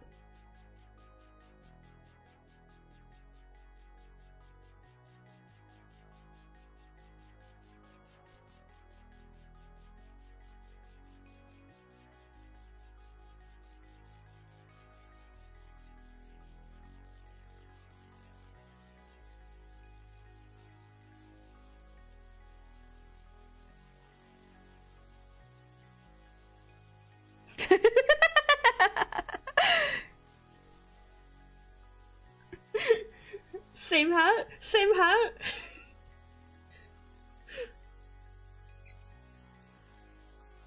Oh, that's good. Fly! There's a fly! Where'd it go? Fuck! I saw it again finally! Motherfucker! I almost had it. I got one earlier.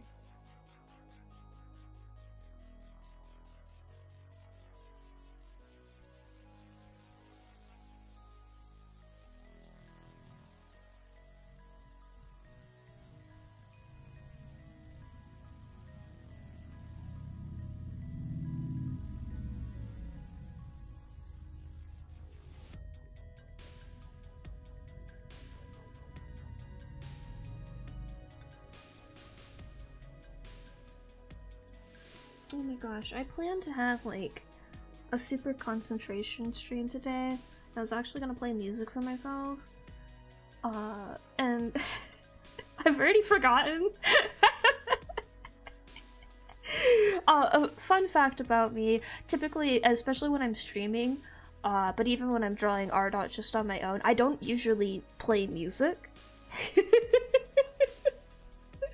I draw in complete silence, but if I'm working on an animatic, I'll usually have that song on repeat, whatever I'm doing the animatic to. Sometimes I do need noise and I'll watch, like, videos or something like that, but that's usually when I'm having trouble focusing.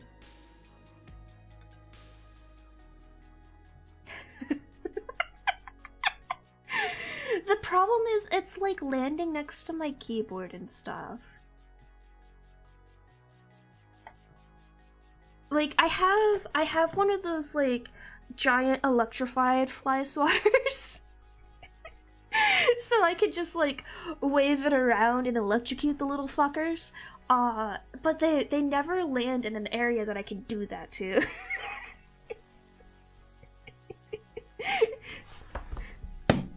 This boy can fit so many flies in him.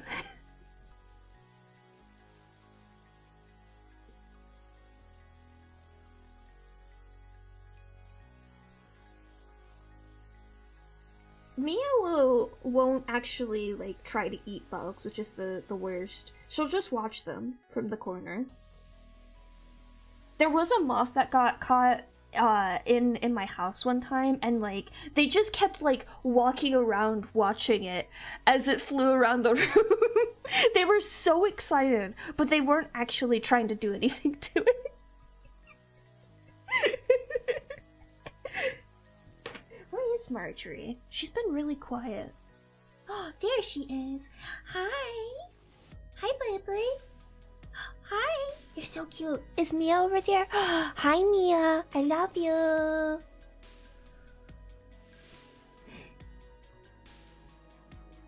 They're so cute when they get along.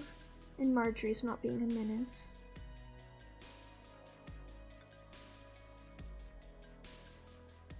Marjorie likes being a menace, though, which is unfortunate. Oh, I don't have any vinegar. I have apple juice.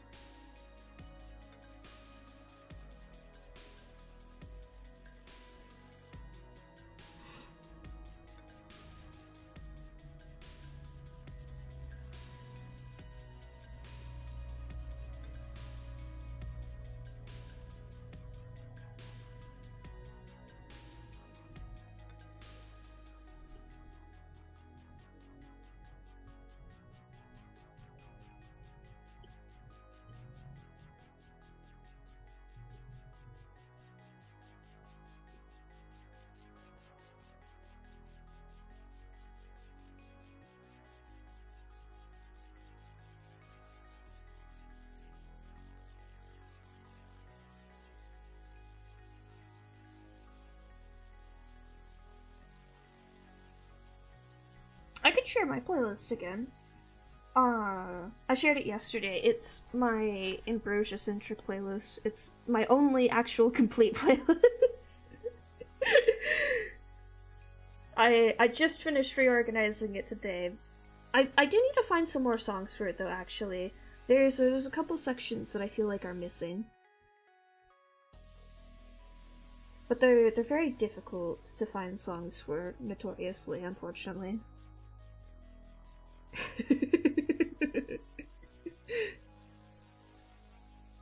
Oh god. Next time Lucas is in my DMs, they're gonna sell me.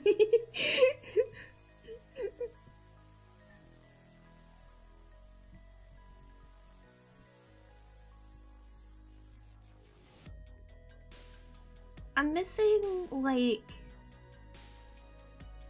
at least 2 songs from one section, but I don't know quite what I need yet. I'll know it when I find it again. It's fine. But I love getting recommendations for this playlist. 'Cause it's not a hard one to recommend for. Oh,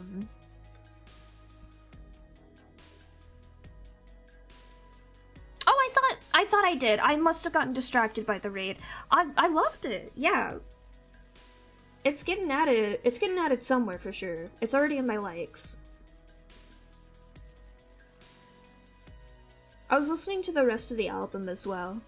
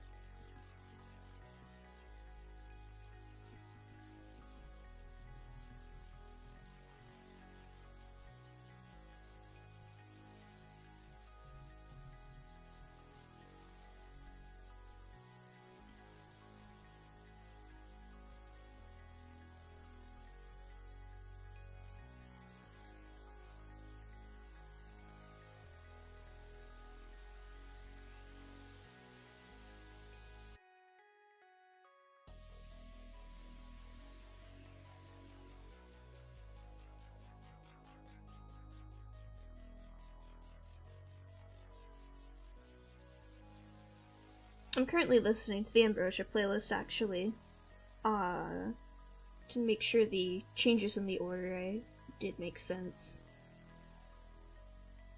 Because there's supposed to be, like, a couple parts where the song change is supposed to a little bit startle you, but like not too bad.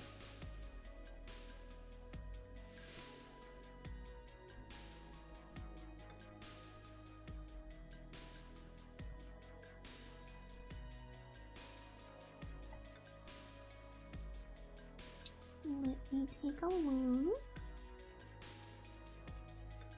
Ooh, Final Fantasy 14? I love Final Fantasy 10. I'm very sad. I tried to get into 14, but I couldn't do it.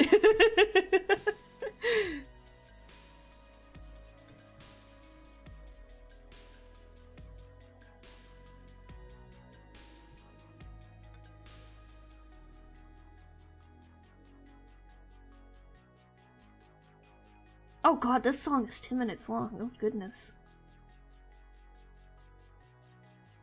I am gonna save that one for later though, because it's not for the playlist, but you are onto something, Lucas, and I don't want to say what.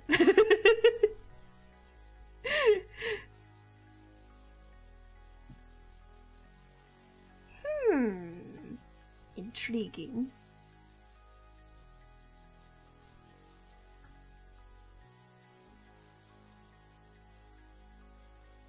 Now I'm gonna fucking villager herm the rest of the stream. God damn it. I've been trying to stop myself from villager herming.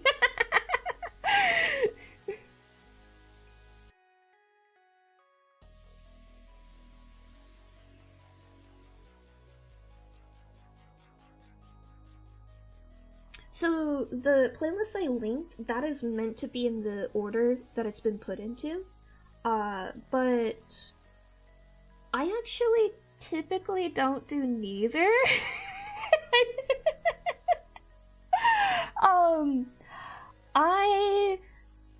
I click that little loop button twice so that I have the same song on repeat for 6 hours.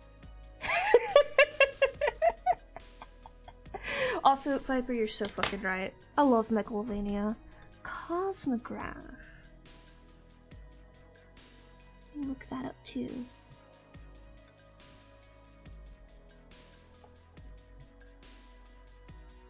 I do have a Discord if you guys want to send songs in there, like links to them, to make sure I hear the right ones.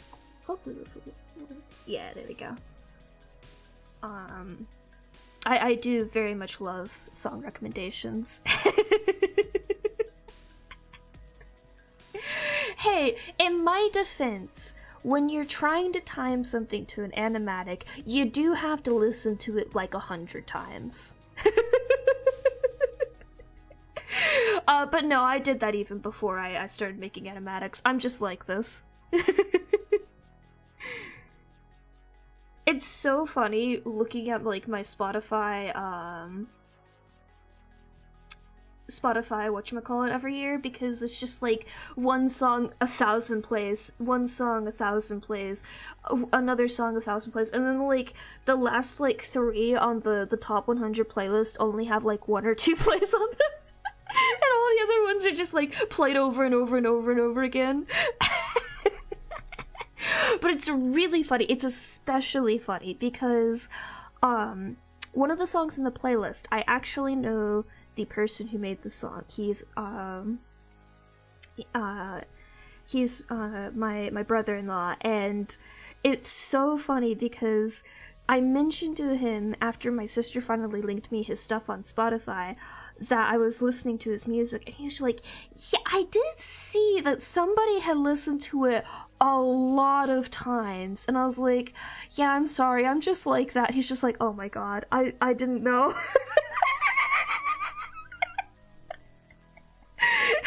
He's like, I didn't know what was happening. I was just like, I'm sorry, I am just like this when it comes to music.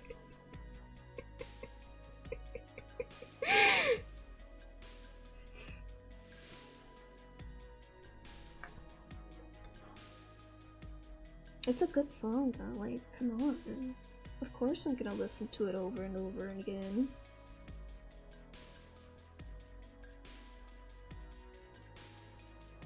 Okay, but ribs are actually, like, based, though. I fucking love ribs.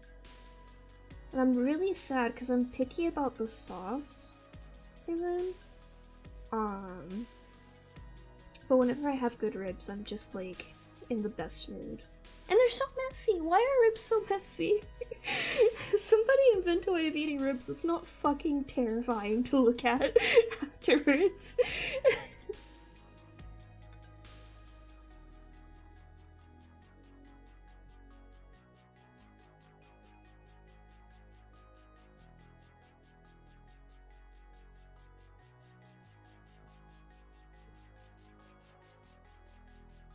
I've embraced the tism to the point where, like, even people at work are just like, yeah, they're just a little quirky, huh?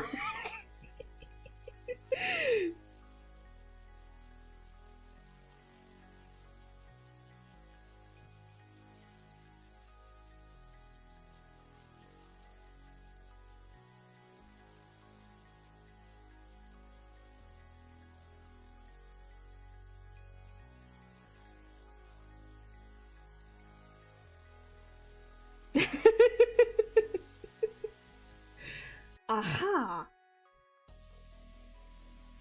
This explains a lot. I just.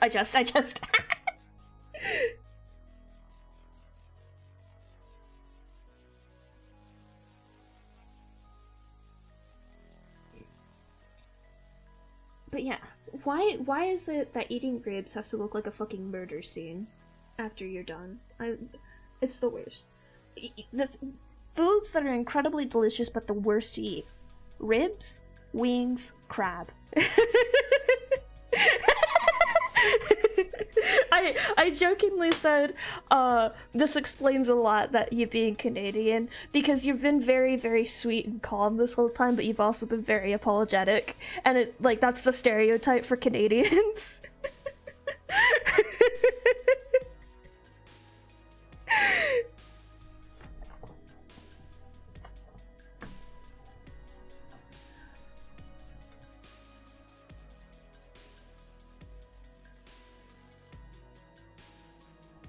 What did you have to look up, Viper?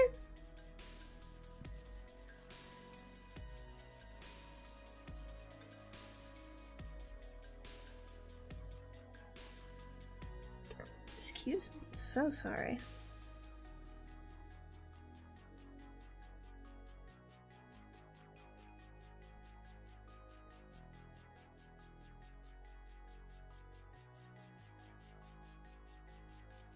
Oh no, I've just realized a fatal oh, the tism, the autism.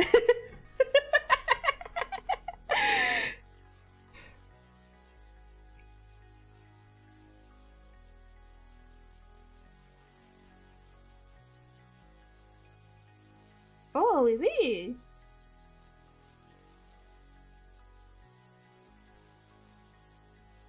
Congrats.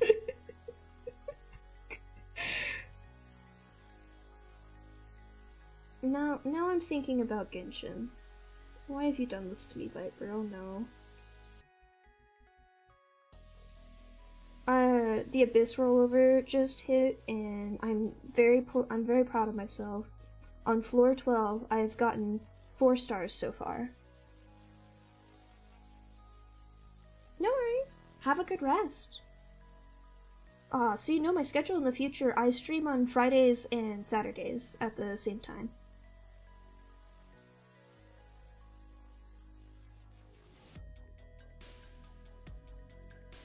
At least when I remember to, and I'm not EP.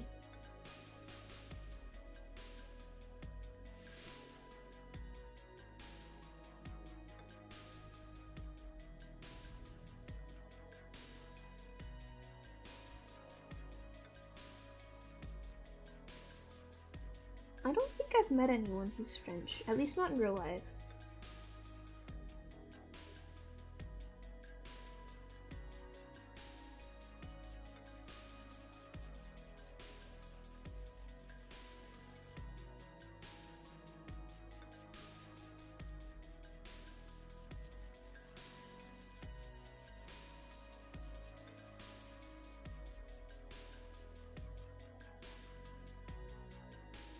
Oh, Lucas, while I always appreciate a good flex, chat should be English only just because that's the only language I can moderate in.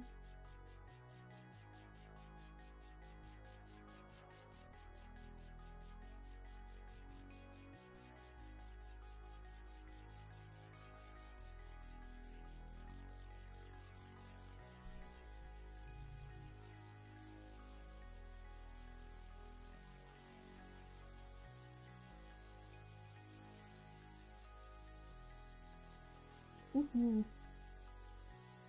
I am American, but on my father's side, I have some very recent Norwegian roots, and it's like super obvious.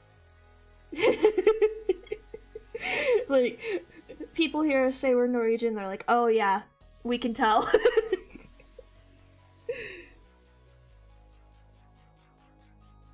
Nah, yeah, I trust you, and I figured, it is just... I mean, it's not a written rule, but it is a rule in my chat, unfortunately.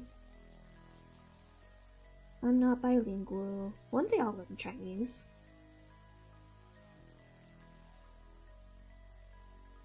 Will that day be very far off in the future because I am constantly procrastinating? Maybe. Don't judge me. I'm trying.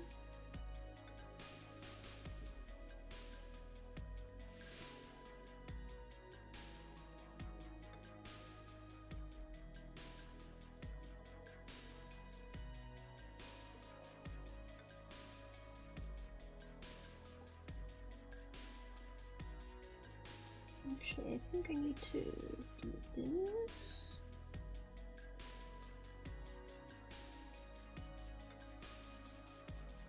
And then move this down here so we get the flower bed. Nope, that looks like trash. I hate it.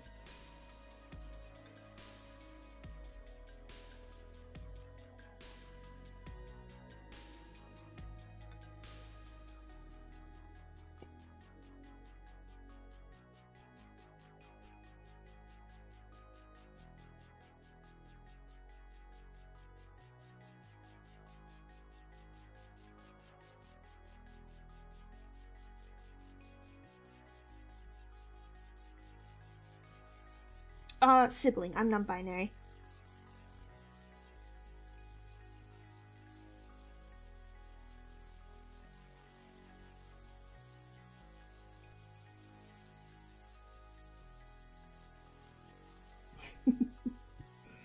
Honestly though, mood. Like, I've gotten a lot better about not procrastinating on things that I shouldn't procrastinate on. But there's certain things that I'm still just god-awful about procrastinating on. And it's normally not even that I'm, like, purposely procrastinating, which is the worst part. I will think about something for fucking weeks on end and keep telling myself, I need to do this thing. I need to do it. I want to do this thing. I need to do it. Like, I don't want to do it because it's not a fun thing, but I also want to do it because I need to do it. And it is just, it's the worst. It feels like I'm being trapped in my own mind sometimes.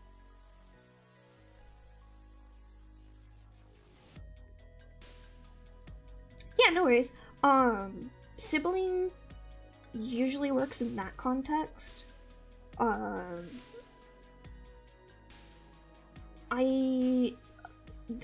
the only person I'm comfortable with somebody calling me their sister is my actual sister. Otherwise, most gendered terms I'm not too bothered by. Like, I definitely don't mind guy, dude, and bro and all that. But I don't like being called a lady. Hello, how's it going? Do you go by ridiculous? Or is there emphasis like ridiculous?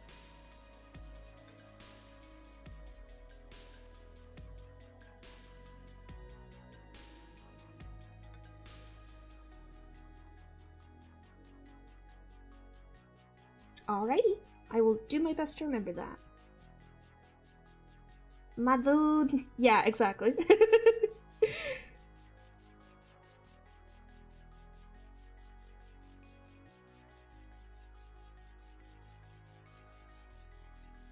Oh, I see. ridiculous. I get it now. I love it. Clever. We're pun lovers in this channel. So 10 out of 10.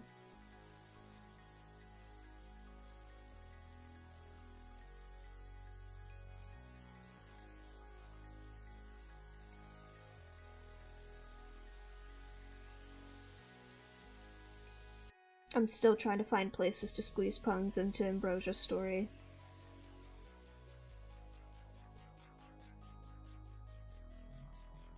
Oh, I talked about this yesterday when I was talking about the con language. So, like, for all my characters, technically the names in English that I'm using for them are a translation of their names, since they do have, like, their own language in this universe and whatnot. So their names are actually different in universe, and, I wanted to make Ambrosia's name a play on words, and I didn't quite get it, but I did get, like, a double meaning to it that makes me very happy. But that's a spoiler. You can't? You should be able to. You get, like, one every 6 months or so.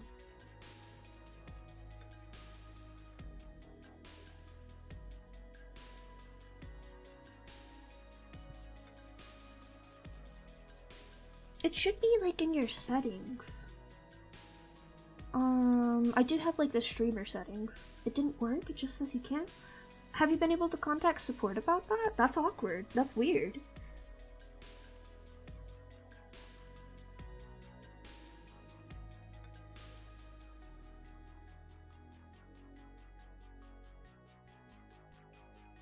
Yeah.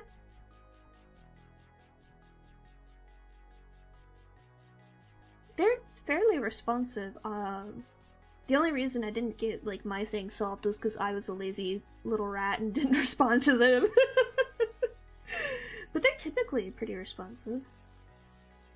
Where is it? Is it channel? Old man chef having a crutch. What?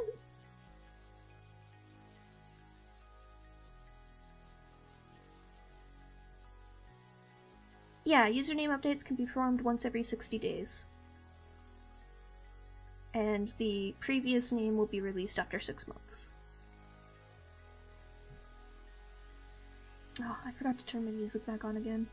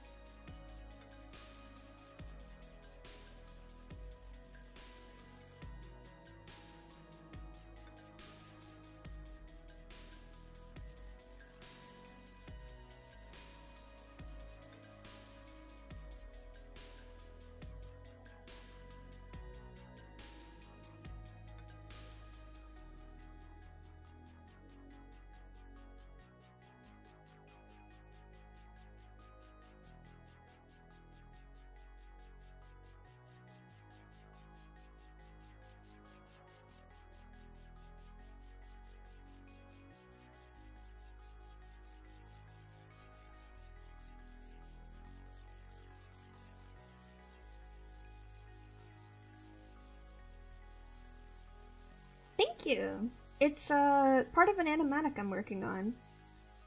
I'm just about to get out of the line art stage into the colors, but I like saving the last few frames to do off-stream to prevent spoilers for the ending. So I'm starting to work on colors for some of the earlier stuff that needs a lot more work. Normally I do a flat color style for my animatics, but since there's these paintings in the background at one point in it, I thought it would be nice to do my painterly style for them. Ooh, do you have any links? You shouldn't get sniped by any moderation on Twitch if you link something.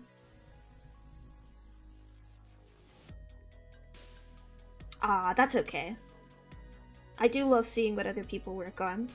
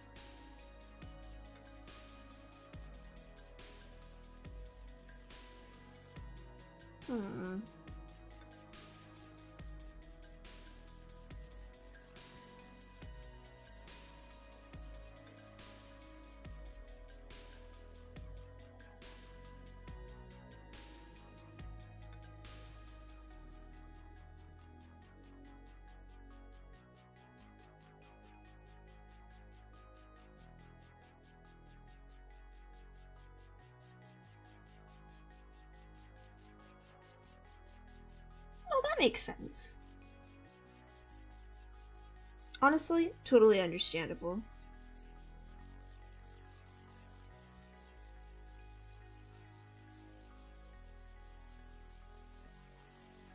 It's always nerve-wracking putting your work out there. Viper, that depends. Is this a stream of appropriate secret for you to share? Just making sure you're aware. I do leave my stream archives up. Okay, yeah, go for it. I love hearing the tea.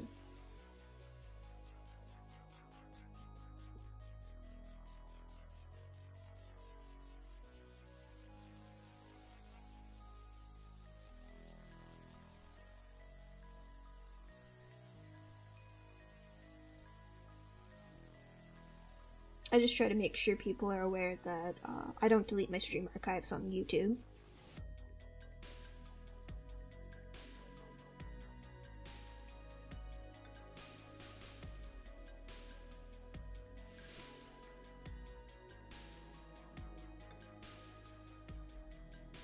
Ooh. If you're willing to share it when it's done, please do. That is what the art channel in Discord is for.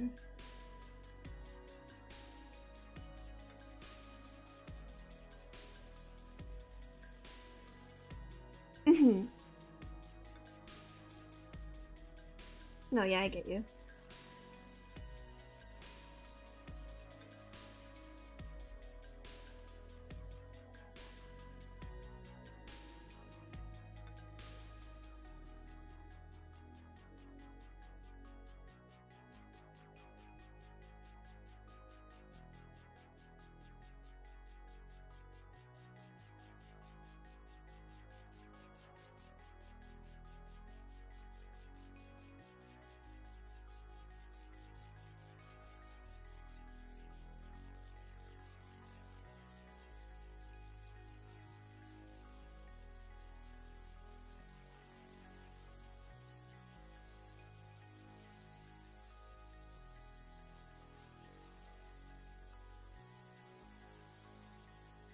Aww.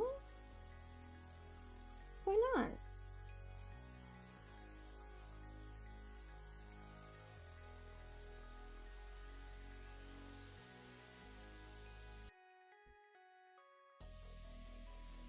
Speaking of someone who, especially socially, doesn't have a whole lot of self-confidence, and I'm very poor at reading between the lines, it is nice to hear the words sometimes.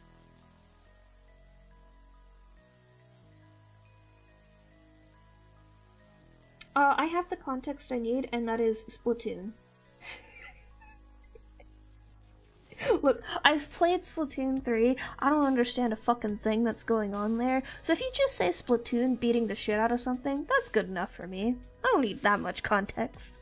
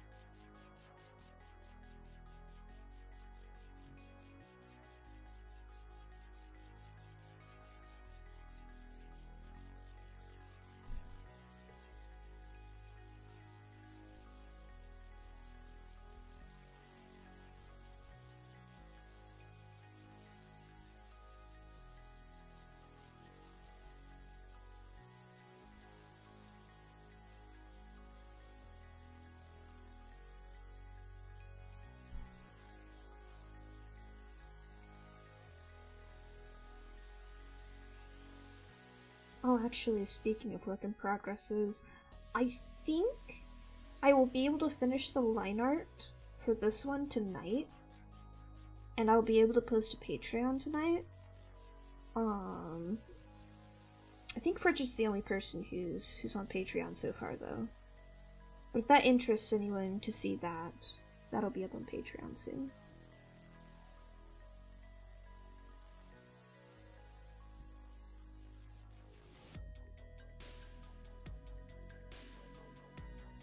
I might adjust how I've got my Patreon set up right now. I just set it to, like, what Patreon is a default recommended. But I feel like $5 is a lot. When I'm just doing, like, work in progresses, I think I'm gonna set it to, like, $3. Ooh! I'm gonna stop you right there, Viper.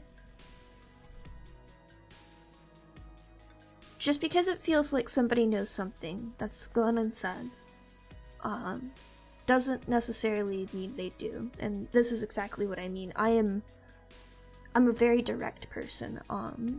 If somebody doesn't say the words to me, I have difficulty believing them, even if it seems, like, incredibly obvious that, like, somebody's my friend. At some point or another, I'm gonna have to stop and ask them the question, are we friends? Because I can't tell. I understand being tsundere, though, like, it makes sense. But if you can get the courage to, like, say the words that you appreciate them, to their face, I can promise you it's going to mean a lot.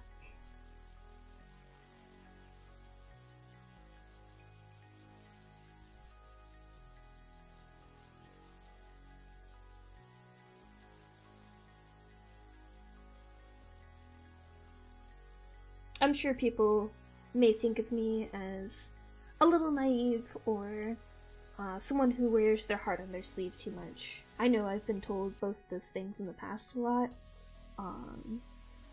but I would rather be honest and straightforward with my words and opinions.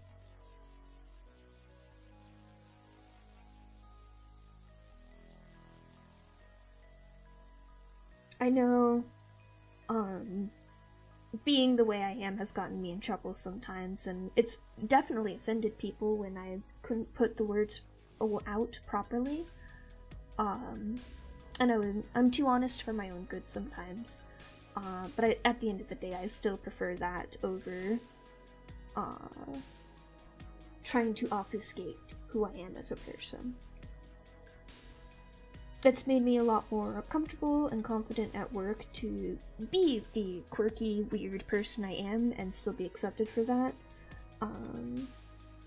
It makes me more confident in the relationships I have with people and my friendships, knowing that they know that on the surface what they're seeing from me is what I actually mean. Because I will say that over and over until it gets drilled into their heads, to make sure that they know that I am being truthful with them on that. And it means, I don't feel, like, awkward or... Well, I do still feel awkward and uncomfortable sometimes when I have to tell somebody, hey, stop doing whatever you're doing. Because it is making me uncomfortable. But, I don't know, I feel like it promotes an atmosphere of having that truthfulness of yourself out there for other people as well, that I talk to.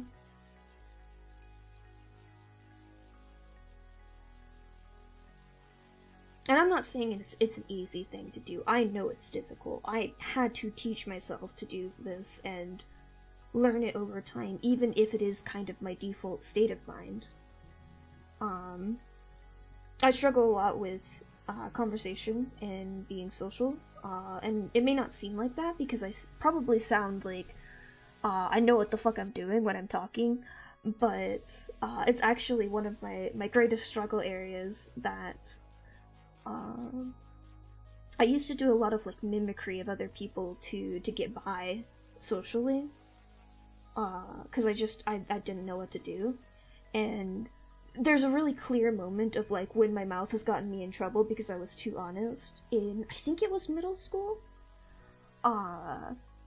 In elementary school, I had a lot of people who constantly were teasing and bullying me, and it wasn't like very violent or anything, but it was quite damaging because I had a lot of other things going on in my life that were already very stressful, and just having that on top of it made it all so much worse.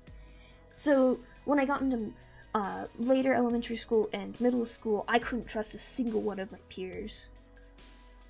And at one point, some of the popular kids who I trusted the least because they were so similar to the people who had already hurt me asked me if I wanted to be friends with them. I straight up told them no to their face, and they were like, wow, that's weird. And I'm like, cool, I don't care, would you rather me have lied? And they said yeah, and I'm just like, well, I'm sorry, that's not the kind of person I am.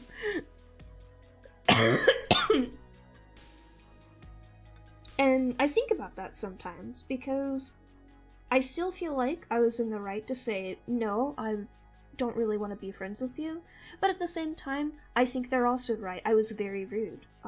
I could have worded myself a lot better. I could have said, I'm very sorry. There are some people who are very cruel to me, who are very similar to who you are, and that's nothing against you, but I feel it will be very difficult for me to have any sort of friendship with you. But also at the same time, I was in middle school. I didn't have enough brain cells in my brain at that point, and I certainly don't have them now. So it's one of those things you just gotta learn from. But as a whole, as a person, I always feel like honesty is one of those things that you have to learn to do it right. You can't just be rude and just say things and be horrifically blunt. That's not the kind of honesty I mean. You can be honest, and you can be respectful, and you can be blunt. And you can be blunt in a way that doesn't hurt people. Like, a lot of people will use the excuse, well, I'm just a blunt person. That's bullshit to me. You can be blunt and you can be kind at the same time. It's difficult. It's not an easy task to do. And I'm certainly learning it myself, but I feel like it's taught me a lot about people, and helped me figure out what I really want in life. The brain cells working hard for that third place. Truly. Look, man, I got 2 brain cells on a good day, and right now both of them are working on Animatic.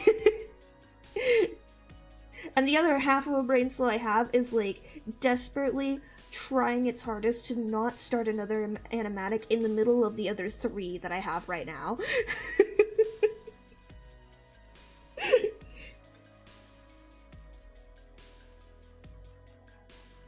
I wish that was an exaggeration. I have like 7 animatics planned, on top of the 3 that I have in progress. I don't promise any of them are actually going to come fully to fruition, just because of how I am, and plans change and ideas change, but... Excuse me. I'm constantly planning the next project. I always have so many.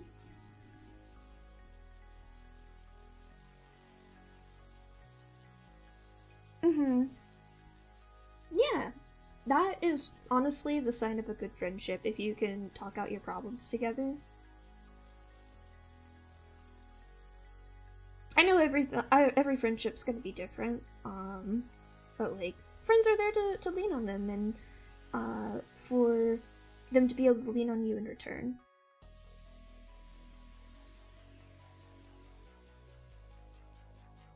Oh, thanks for the follow. I'm glad to see that you're thinking about sticking around.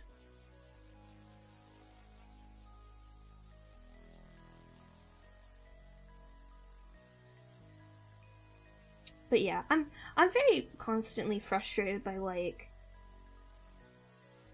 because I'm mostly around Americans, but the American attitude of like relationships and stuff like that,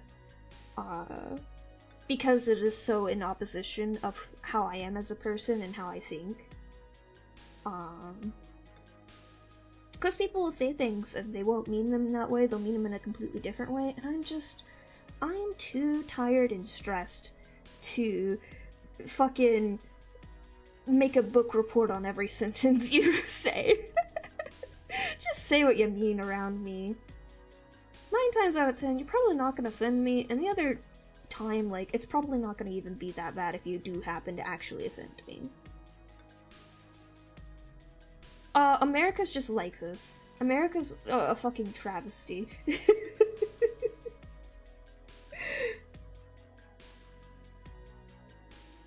I'm sure other countries and cultures have similar issues. It's just I know there's like an inherently American cultural thing that is in opposition with how I am socially. Because as I said, I'm considered a very quirky, weird person. Oh, neat. I'm living in Texas currently. I'm from the Midwest, though. I grew up in Missouri and later Tennessee. Trans girl stuck in Texas. Ooh! Shakes hands! I have never been to Ohio. I've been to Minnesota, Michigan, Colorado, Utah, Missouri, Mississippi, I think Louisiana technically, Kentucky for a very short period of time, and then any states that I had to like travel through from Tennessee to get to Michigan.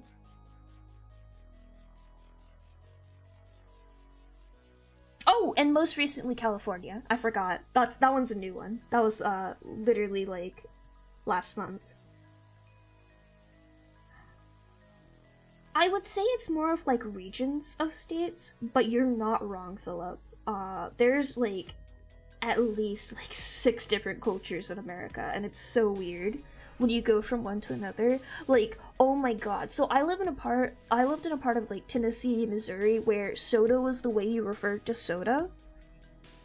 I've never heard of people refer to it as Coke, but that's apparently a thing people do in the South. And then when we went to Michigan to visit some in-laws, like, they started calling it pop, and I was so fucking confused. So when you see those maps, that's a real thing that occurs, that we have different words for things. And like, living where I did, you didn't have a whole lot of people with heavy southern accents, but when you met somebody with a southern accent, it was a heavy accent. Dude, that's so weird to me. Oh, I'm sorry. I because you're a girl. I apologize if you're not comfortable being referred to as dude. They may be gender-neutral terms to me, but I know they're not to everyone.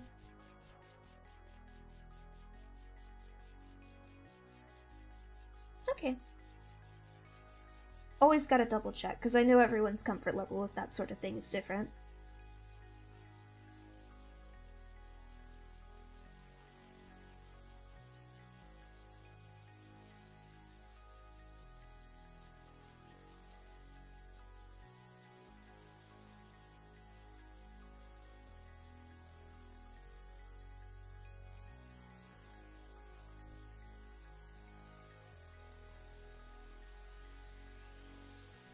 You know, Philip, I'm not surprised by that. That had that kind of vibe to me, looking at the grouping of Scandinavian countries, but because I don't know that much, because I'm so distant from, those cultures, I was never, fully sure. I know all of them look the same, the people there.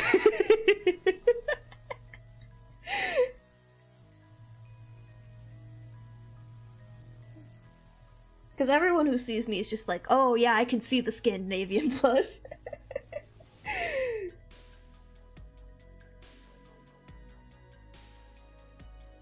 But yeah, I haven't been up in the, the northeast area of America at all. But I know, Northeasterners have another weird fucking culture up there. But it's so funny when you're in the Midwest, because depending on where you are in the Midwest, it'll mix with other cultures in the area. So, I grew up in southern Midwest America. And so I have a very heavy mix of a Midwestern accent and a southern accent.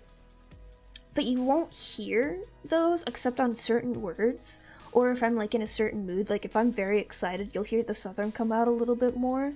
And there's been some horrific sentences where both of my accents have gotten really heavy at the same time. And then when I moved up to Wisconsin, I wasn't expecting there to be a new accent there, and there wasn't quite. And then there's just certain specific words in northern Midwest America that they just have a very heavy accent on. And a set of phrases that they use up there. I don't even remember them off the top of my head, unfortunately. And I was just so taken aback the first time I heard it. I was like, oh, you do got an accent up here, huh?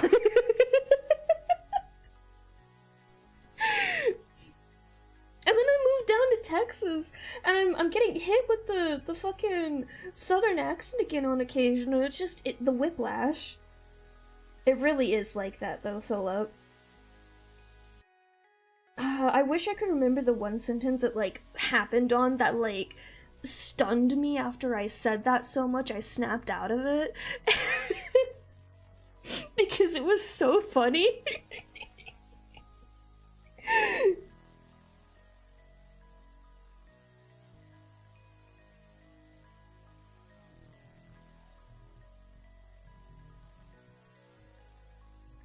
I want to learn to replicate that, because I can't really, I can do the southern accent a little bit on command, but I can't really do a Midwestern accent on command, and I need to add it to my repertoire.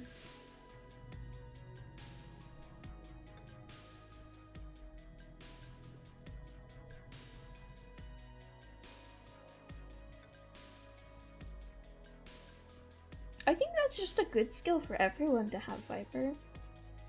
I feel like that's not a skill that should be limited to therapists. And just speaking as someone who needed therapy for some traumatic stuff, I feel like there's more to therapy than just being able to listen.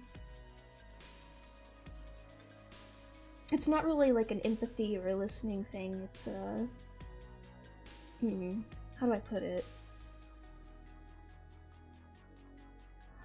I am not comfortable putting my exact city out on the map. The most comfortable I'm saying is the state I'm in, I'm sorry.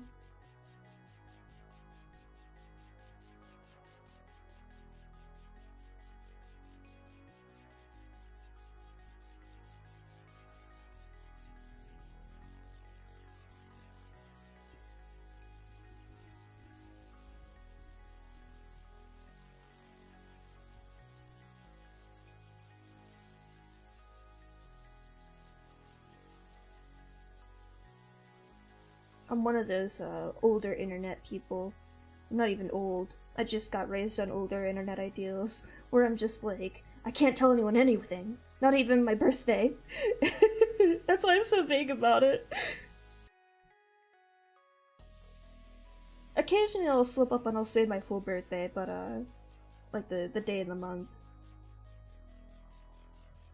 But I'm trying to stay in the habit of good basic internet safety. I very much dislike how things have changed these days.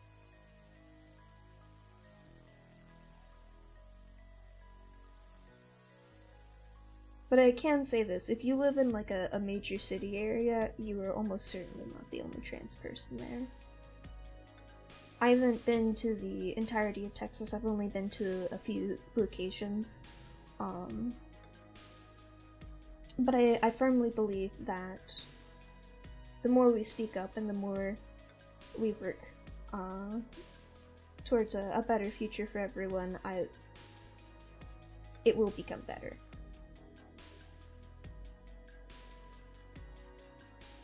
A little bit of that, yeah. Just in general, like, not sharing personal information and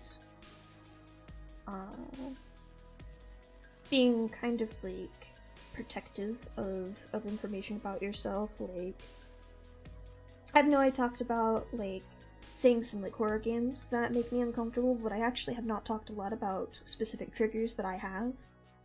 And I know I talk a lot about things that I do deal with, like ADHD and autism and stuff like that, but I don't go into a lot of detail on things that I feel are a bit more personal. The internet is a wide, scary place. The more personal information that you put out on it, the more in danger that you can put yourself in.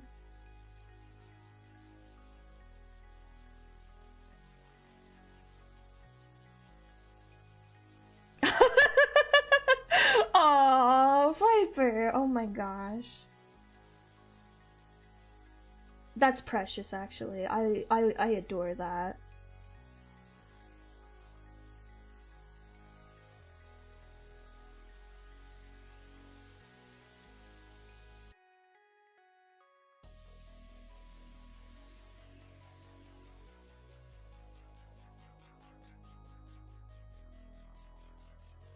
Oh, but like on the topic of internet safety, I will say, the TISM really got to me when I was younger. Like, my dad is a very technology adept person as well. He is how I got into technology as an interest and a job later on. And it was very funny to me because like, I wanted to play on pet sites like Flight Rising and stuff when I was younger, and I was such a goody two-shoes when it came to my dad. I would always ask permission to sign up on these sites.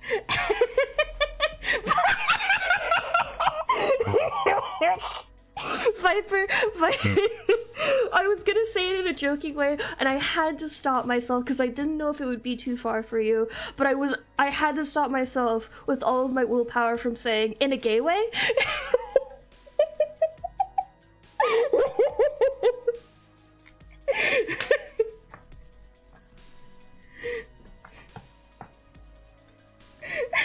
Speaking of that fanfiction conversation from earlier.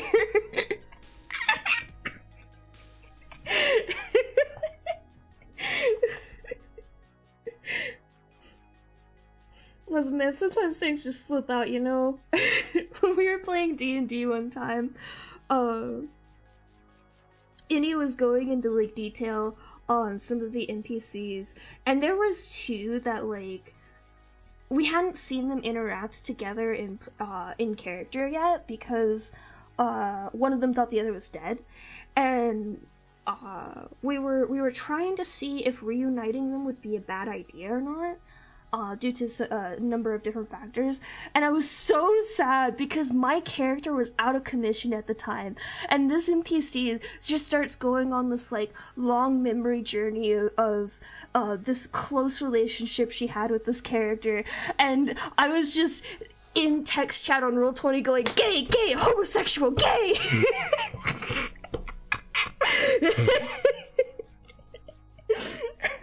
And I was right! they immediately were super fucking gay. I'm such a peanut gallery in D&D. I always want to say something and I have to stop myself. They know when I'm laughing to myself now in D&D because I will mute myself so I can go laugh without interrupting our recordings that we have. We don't record to post it anywhere before anyone asks we record, so as a form of note-taking, and so we can like keep the whole thing together.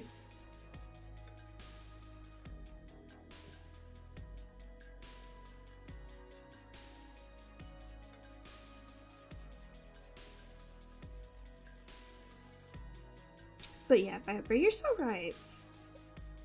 A lot of people, I think, miss out on the idea of sexuality and, like, attraction being a very fluid thing. But also, it just takes time to find yourself and figure out what you are in the world. I'm still not quite sure where I land. I think I have, like... On some level, I have the capability of romantic attraction.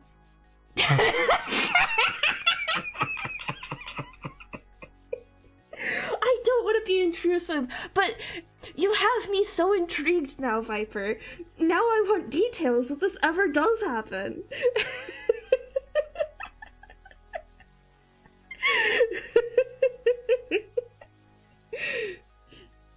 Oh, what else I say? Yeah, so, like, I mean, I've dated in the past. I don't have very strong romantic inclinations, but, like, everyone's hot to me.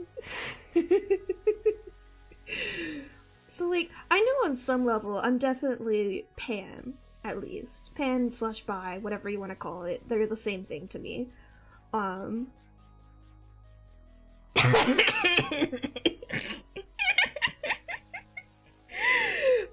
I usually just go with queer, though, for myself, because I do know I'm ace, for sure.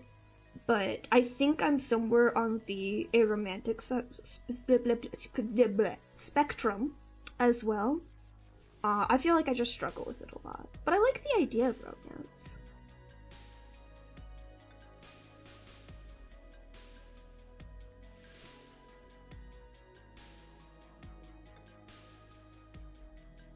I don't know. I'm not too fussed about it. I think that's just kind of a running thing with me, like, society is like, you need to be this way, and I'm just like, but why? What if I don't want to? What are you gonna do about it? And society's just like, I'm just like, joke's on you, I'm not gonna be that way.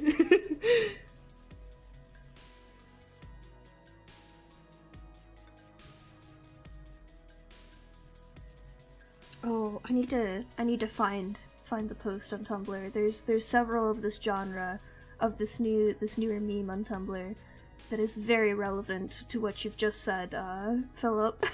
Oh, I've already blocked it recently. Please tell me I have.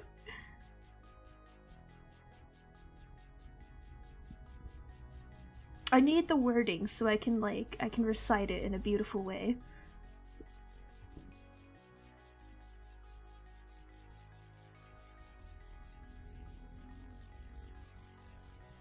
Oh, I forgot I spam reblocked that piece of art because it was very pretty.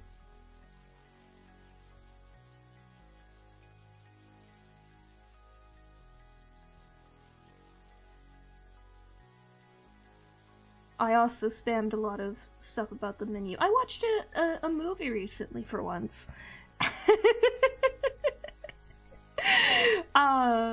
It was a horror movie called The Menu, and it's like a dark comedy of a kind. It was very good. I very much enjoyed it. God damn it. I'm not seeing it anywhere soon. Sad.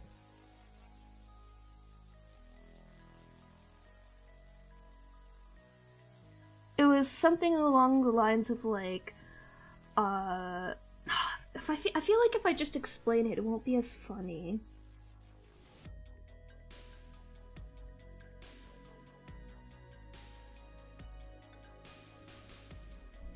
Maybe I'll find it later and I'll put it in the Discord.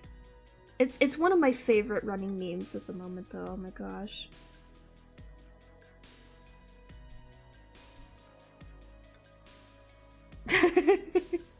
Yeah, like, as a storytelling device, things happening on accident is fun, but I feel like in real life it's just more awkward.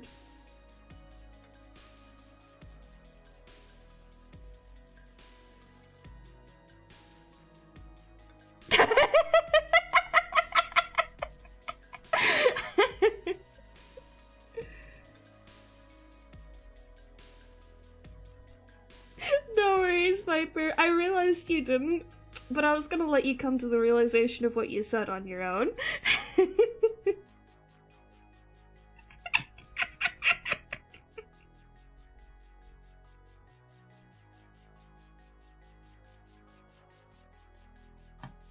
Thank you very much.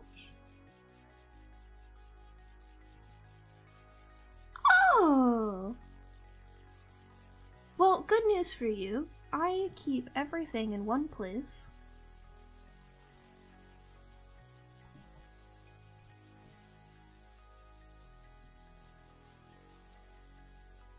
Let me grab you a link.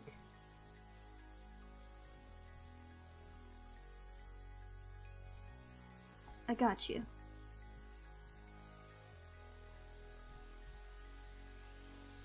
There's written details as well that might help you as well.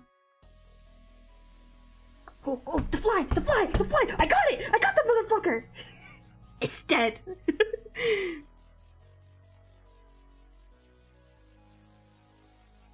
I nearly fucking broke my iPad over that stupid fly.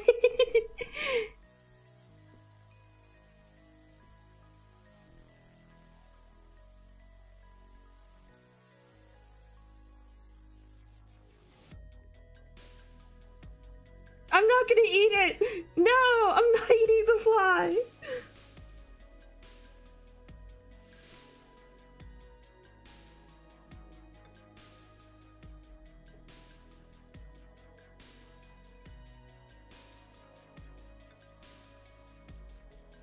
Or sentences I never expected I would have to say.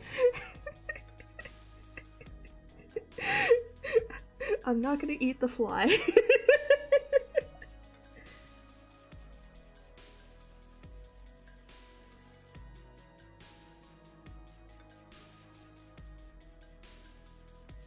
I feel like I overused these three colors from this palette, this yellow, blue, and pink.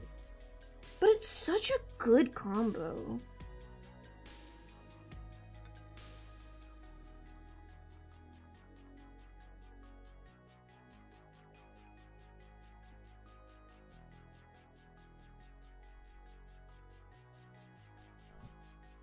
Welcome back. Oh no! Oh, that's the worst.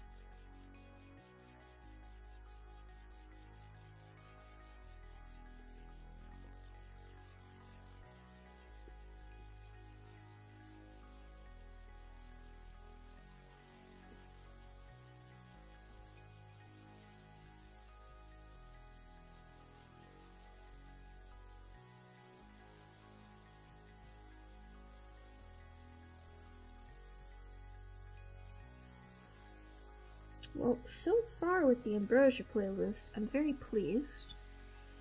Nothing has felt suddenly abrupt, even when I stopped paying attention too much. Which is exactly what I want.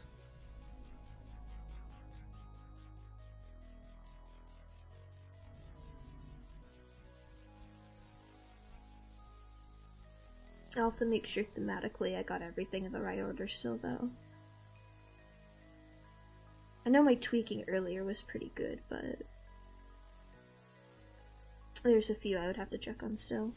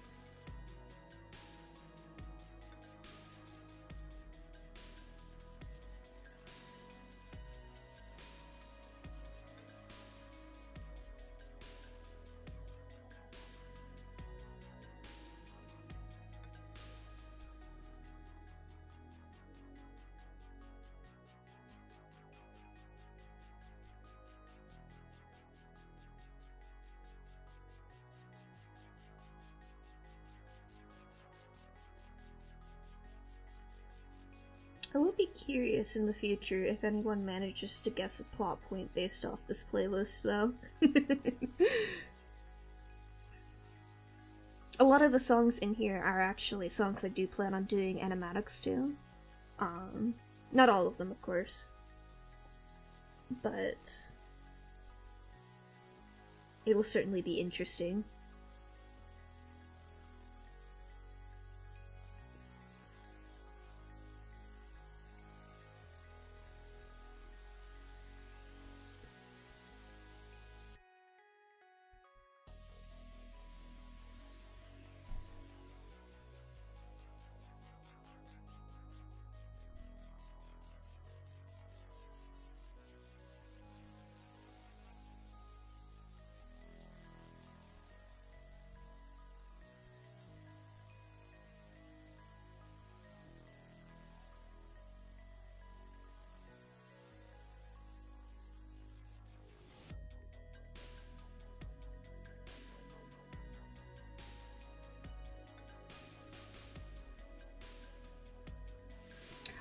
No, I wanted to,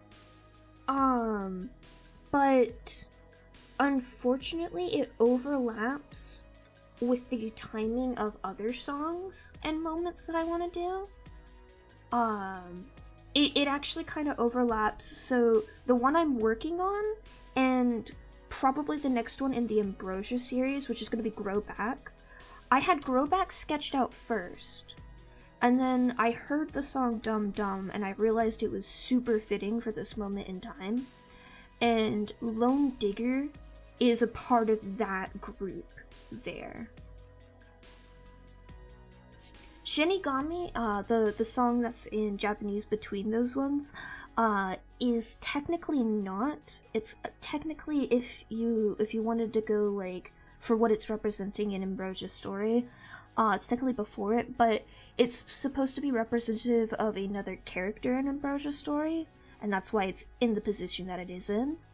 That one might get an animatic, I think, but I don't have any sketched plans for it at the moment.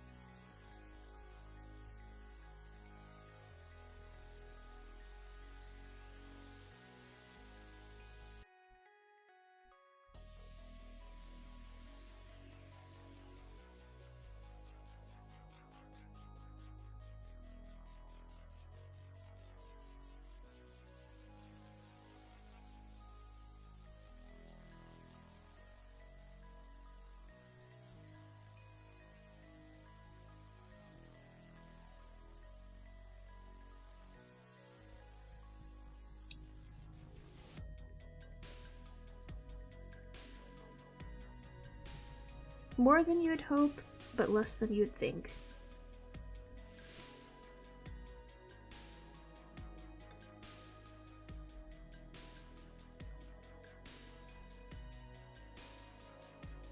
I need to pull up a reference for this one.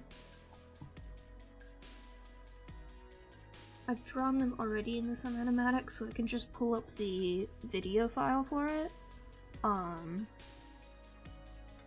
But I want to make sure their designs are consistent.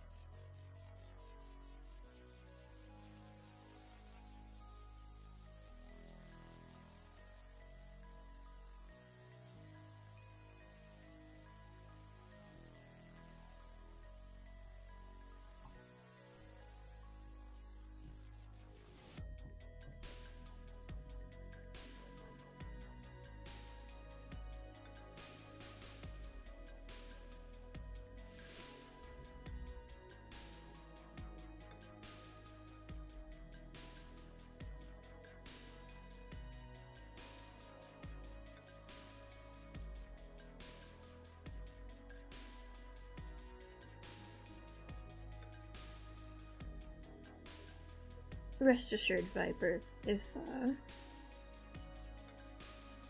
I doubt they would probably find my stuff. I'm very niche. Unless you showed it to them specifically, in which case, like, I'm not gonna bring up that sort of thing unprompted.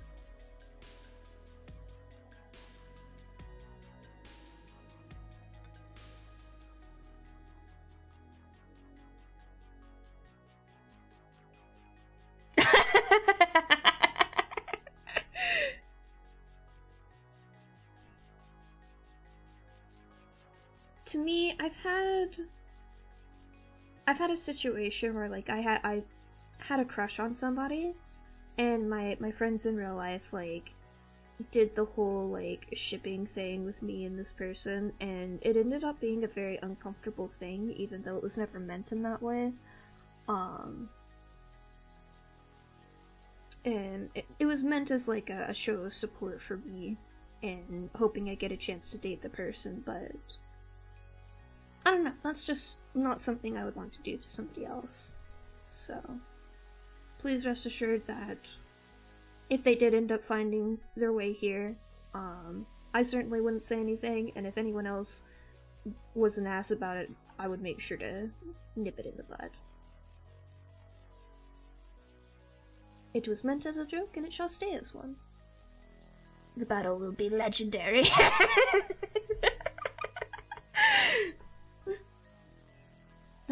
No. If you take it to a waterfall, that is the setup for making the fight homoerotic. You can't do that, Philip. That makes it worse.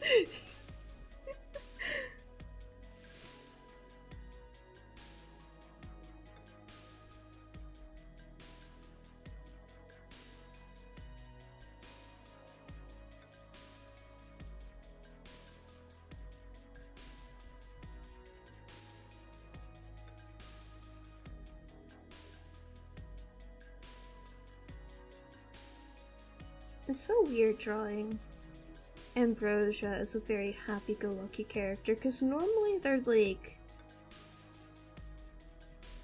evil happy.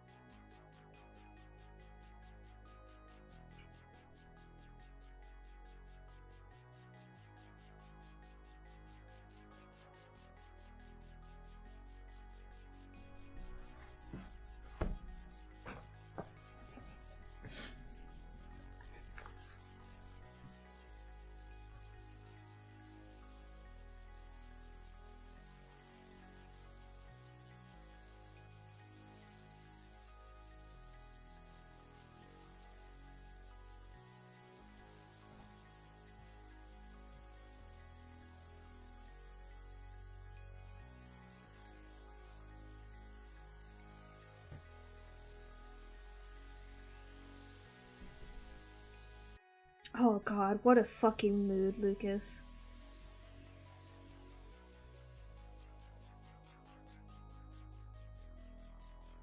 The trick is to draw them in, like, a really stupid way and then come back to them later. Wait, here. Let me show you what I mean, cuz, like, on some of my frames, like, I'm just too lazy to actually draw things.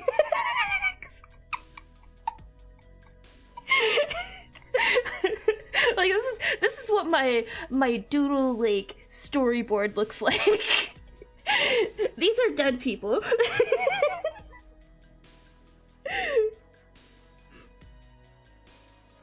You do a little bit of a squiggle and you come back to it later when you're in a mindset for it. That's also the key to not burning out as well.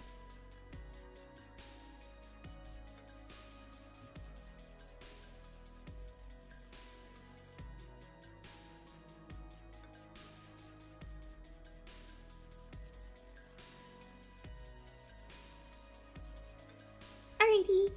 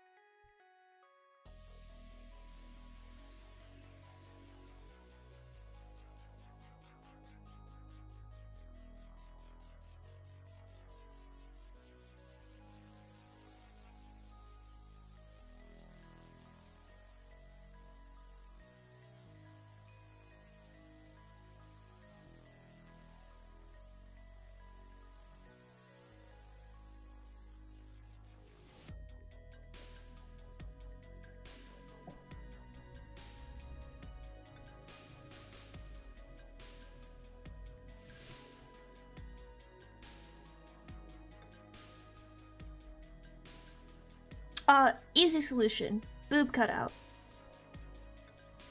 Just put a boob window there. It's fine. Interesting enough.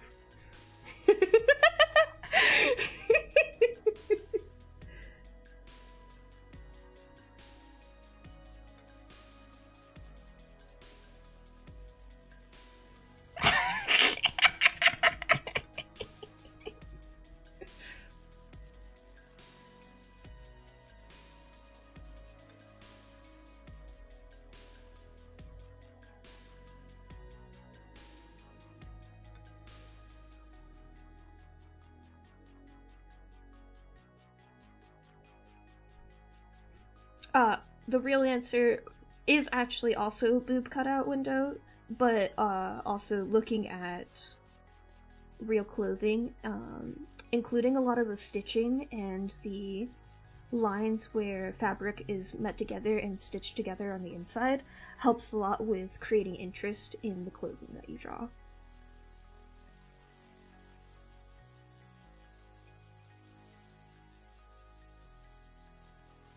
Like this line right here is really just a hemline.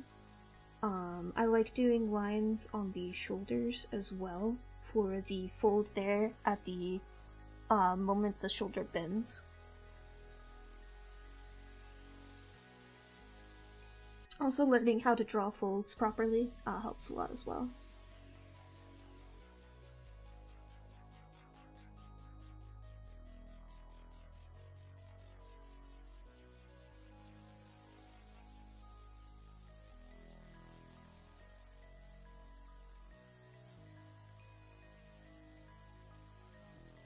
I personally err on the side of not having a lot of folds, but that's because I like my designs to be easy for myself to draw over and over again.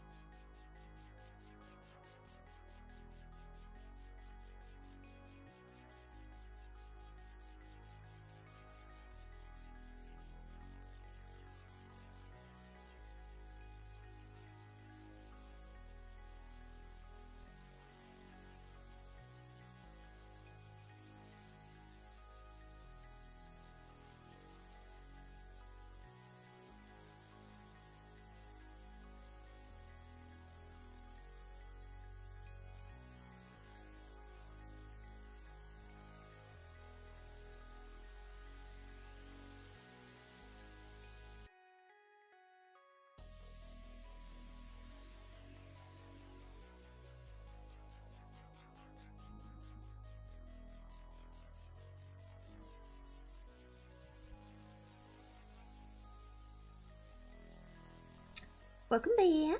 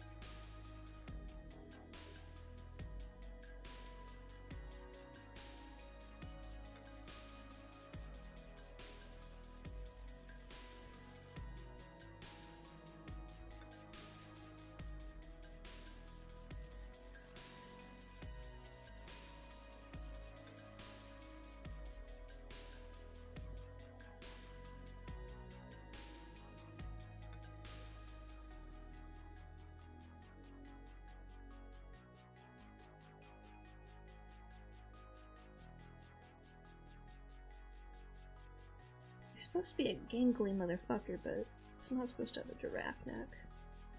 It bothered me.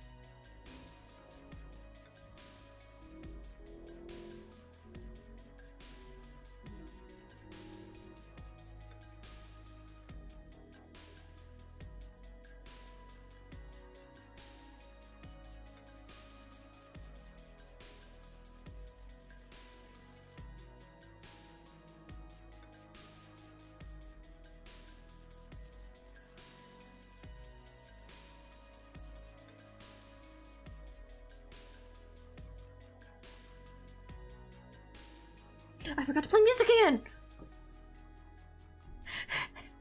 This happens a lot.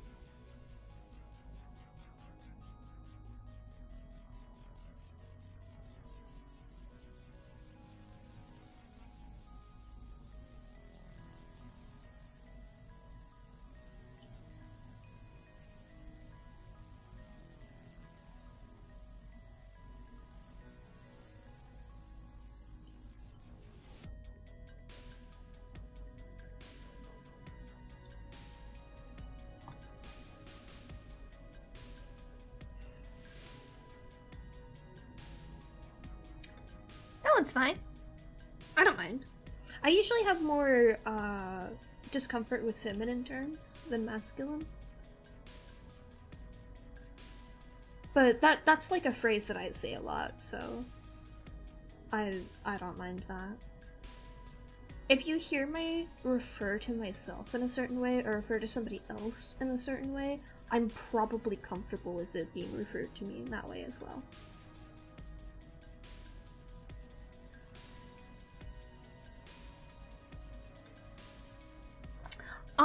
There is music for you guys. It's my normal stream music. Maybe it's a little quiet. I'll turn it up.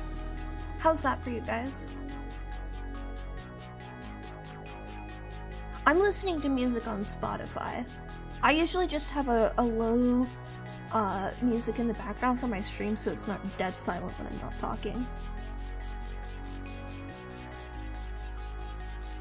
But it's meant to be kind of low enough so you guys can play your own music on top of it. I'm too wary of getting copyright striked.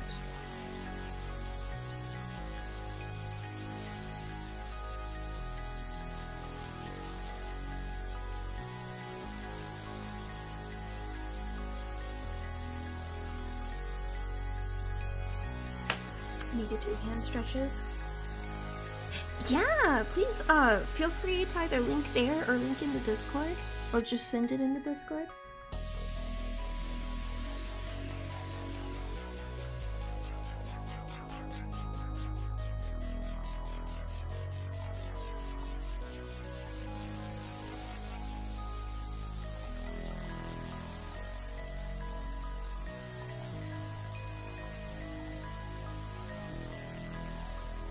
Link shouldn't be banned. You shouldn't get sniped for it. And if you do, I will fix it.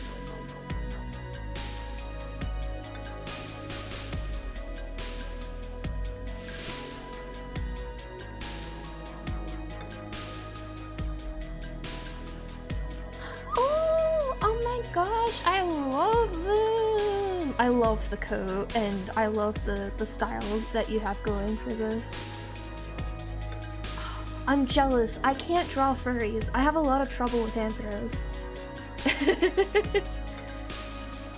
Yeah, that makes sense. I love the wings. Oh, they're so cute. It really is all about the snout. Yeah, I need to do some more stretches. I'm feeling it. This is the one part about animatic brain rot time that is the worst, and that is I have to constantly stop myself and stretch.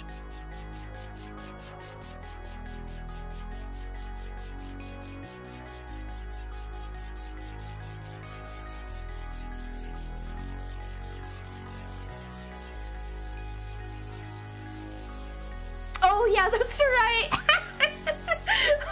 Poor Philip. My Discord does have some protection against like banned words and stuff like that as well. But that one's a little bit more strict because it's run through a bot, and poor Philip keeps putting links, and for some reason they just happen to have a combo of letters in there that's a bad word. And it's not a swear, it's like an actual bad word.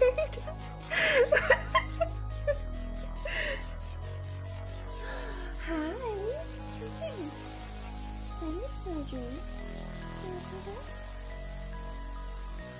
No? You want to stay there? I'm gonna find you. Hi.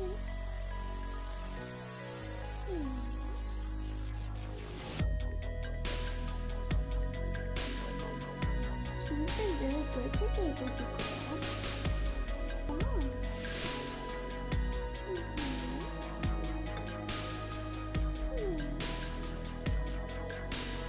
Gosh, you're so good. Mia was half the size of Marjorie for like the first year we had her.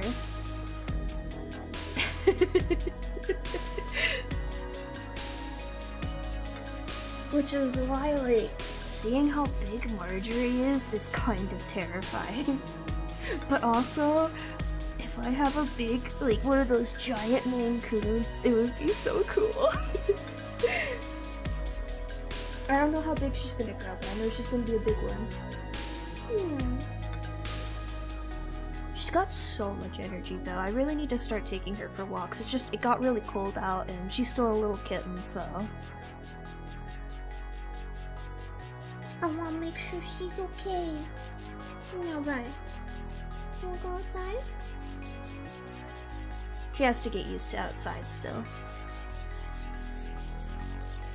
I've taken her on a couple of, like, starter, like, just going outside, feeling the breeze, getting used to all the noise, and the poor little girl was so nervous the whole time, but she was curious. She was curious enough where I was like, okay, yeah, this is something that she'll really love if I can get her into it.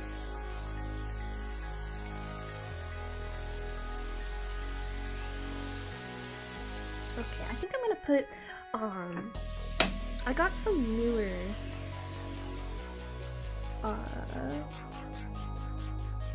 whatchamacallits recently, and I think I'm gonna put the newer one on because it's a little bit tighter, so it holds. Oh, is this the older one and this is the newer one? Oh, wow. I want to make sure to use the newer one because it will hold my wrist in place a little bit more securely because it's not all stretched out from me using it for so long. And that helps with keeping my wrist from having been worked too hard drawing so much. Speaking of which, artisan chat, if you can, so I know there's those like actual hard wrist like protector things for drawing that like force your wrist into a position. I found it really difficult to try to use one of those, and I found that they didn't fit my hands very well. So what I did is I found like sports wristband ones that like they go from above your thumb to below your wrist. And I found those worked a lot better for me because they let me still use my wrist as needed, but they encourage me to keep my wrist straight like you're supposed to for art. So I highly recommend looking into that sort of thing.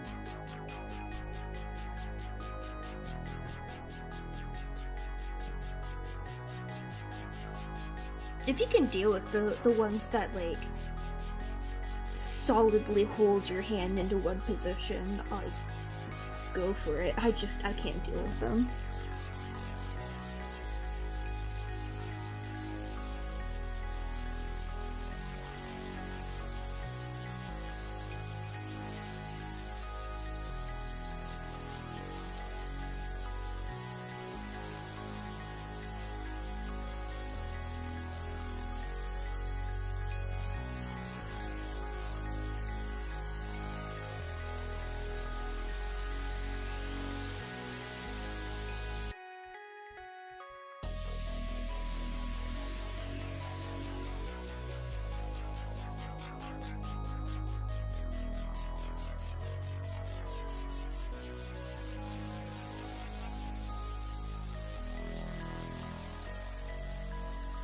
I think I'm gonna finish lighting this guy, and then I'm gonna hop off for the night, and I'm gonna take a break to again make sure my wrist rests up, but then I'm gonna finish the line art. Because I think I can get that done tonight without overstraining and stuff.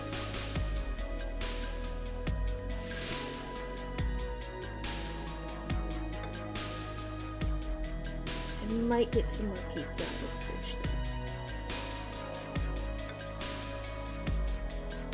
I normally order one of the places that's being boycotted right now, but since I'm participating in that boycott, I went and found a different place, and holy shit, that's some good pizza! Might be a permanent boycott. It was more expensive, but like, damn, worth it. And like the cheese sticks that I got from there, instead of being like the row of them or like just like a pile of them, they were like made in the shape of a pizza too. They're so good.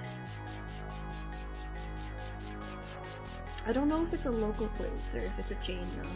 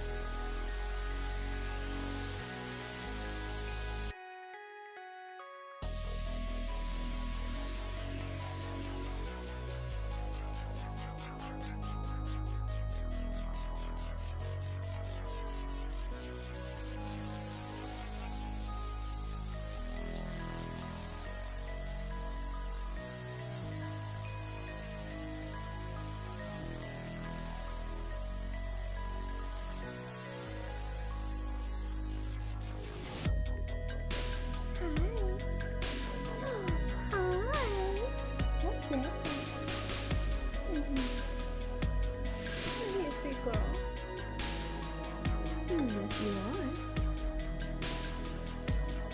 Miss Mia's a pretty girl too. Oh no, I'm so sorry. I didn't even think about that. Mia. No. We don't need you to knock the Dr. Pepper can over for the third time today, Miss Marjorie. Is there a cool dude outside? You wanna go catch him? Where were you when I needed you for the fly?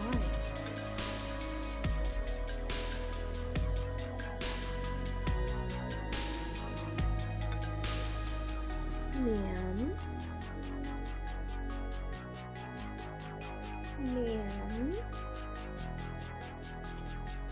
Don't you yawn at me like you're innocent.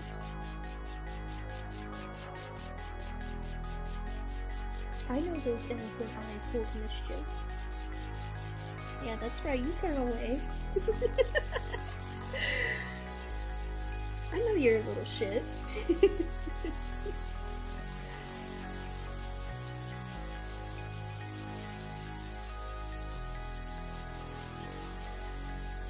You think you get used to, like, the nonsense cats get up to when you have a mischievous cat, and then you get a new cat, and you learn that there are brands of mischief.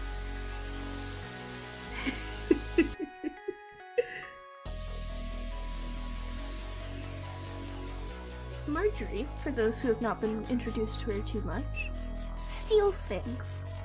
She steals my socks. She steals stuff off my desk. She steals plastic. And she even steals my wristband protector. And she hides them in my bed. And then I wake up the next day, and then I turn, and I just hear... And I side you. She has also started trying to steal my Legos. I woke up this morning, and there was a tiny Lego in my bed, and I don't know how she got to it, and I'm terrified she's eaten one now.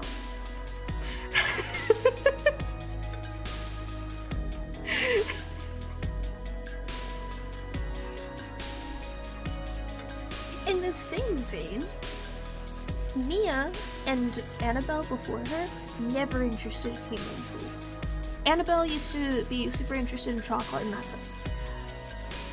Marjorie will try to steal my food as I am eating it. I have had to kick her out of my office room and not let her in while I'm eating because she will stick her face in mine trying to steal my food. She's a little shit.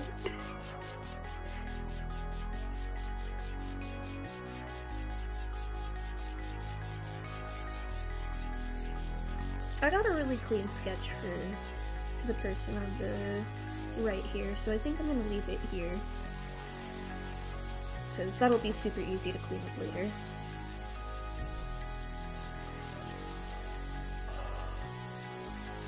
I think it's time for some Minecraft for myself, though. I need to take a break. I've been drawing. The only break I've had is for, like, working Genshin. I will catch you guys next week, though, unless we happen to talk in Discord, which, like, feel free. I love music recommendations. I absolutely love seeing the things you do. Thank you, everyone who sent me something to look at this time. Your art is wonderful. And I mean that from the bottom of my heart. But yeah, it's sleepy time, but it's also, like, not that late, so I just need some food, I think. I think I'm just hungry. But yeah, I'll catch you guys next time. And if I finish the line art and I post the stuff to Patreon, I think I will toss a link into the Discord to the Patreon page. It will be for supporters. As I said, my Patreon's for work in progresses, seeing like the full work in progress as a video, as well as some behind the scenes stuff. But I'll probably share some more screenshots and stuff over the week as I finish coloring. I don't know how long the coloring is going to take. It's usually one of the faster parts of it. After that I've got editing. But yeah. Let's see. I don't think YouTube has given me redirects yet. Yeah, I don't see anything, which is unfortunate. One day it will, and it will no longer be a menace to me. There were some people streaming before I was. Ooh, we could go say hi to Cloudy on Twitch if people would like. Kamui's playing Resident Evil 5 with Kuma today, I believe. If we want to go over there. Yeah, I will, Lucas. Thank you so much again, by the way. I don't think I said that earlier. Oh, I'm not familiar with this game. What is this? This is some kind of sim. Okay, we're going over to Cloudy, because I'm curious now. I've heard of RimWorld, but I've never played it and I've not watched somebody else play it.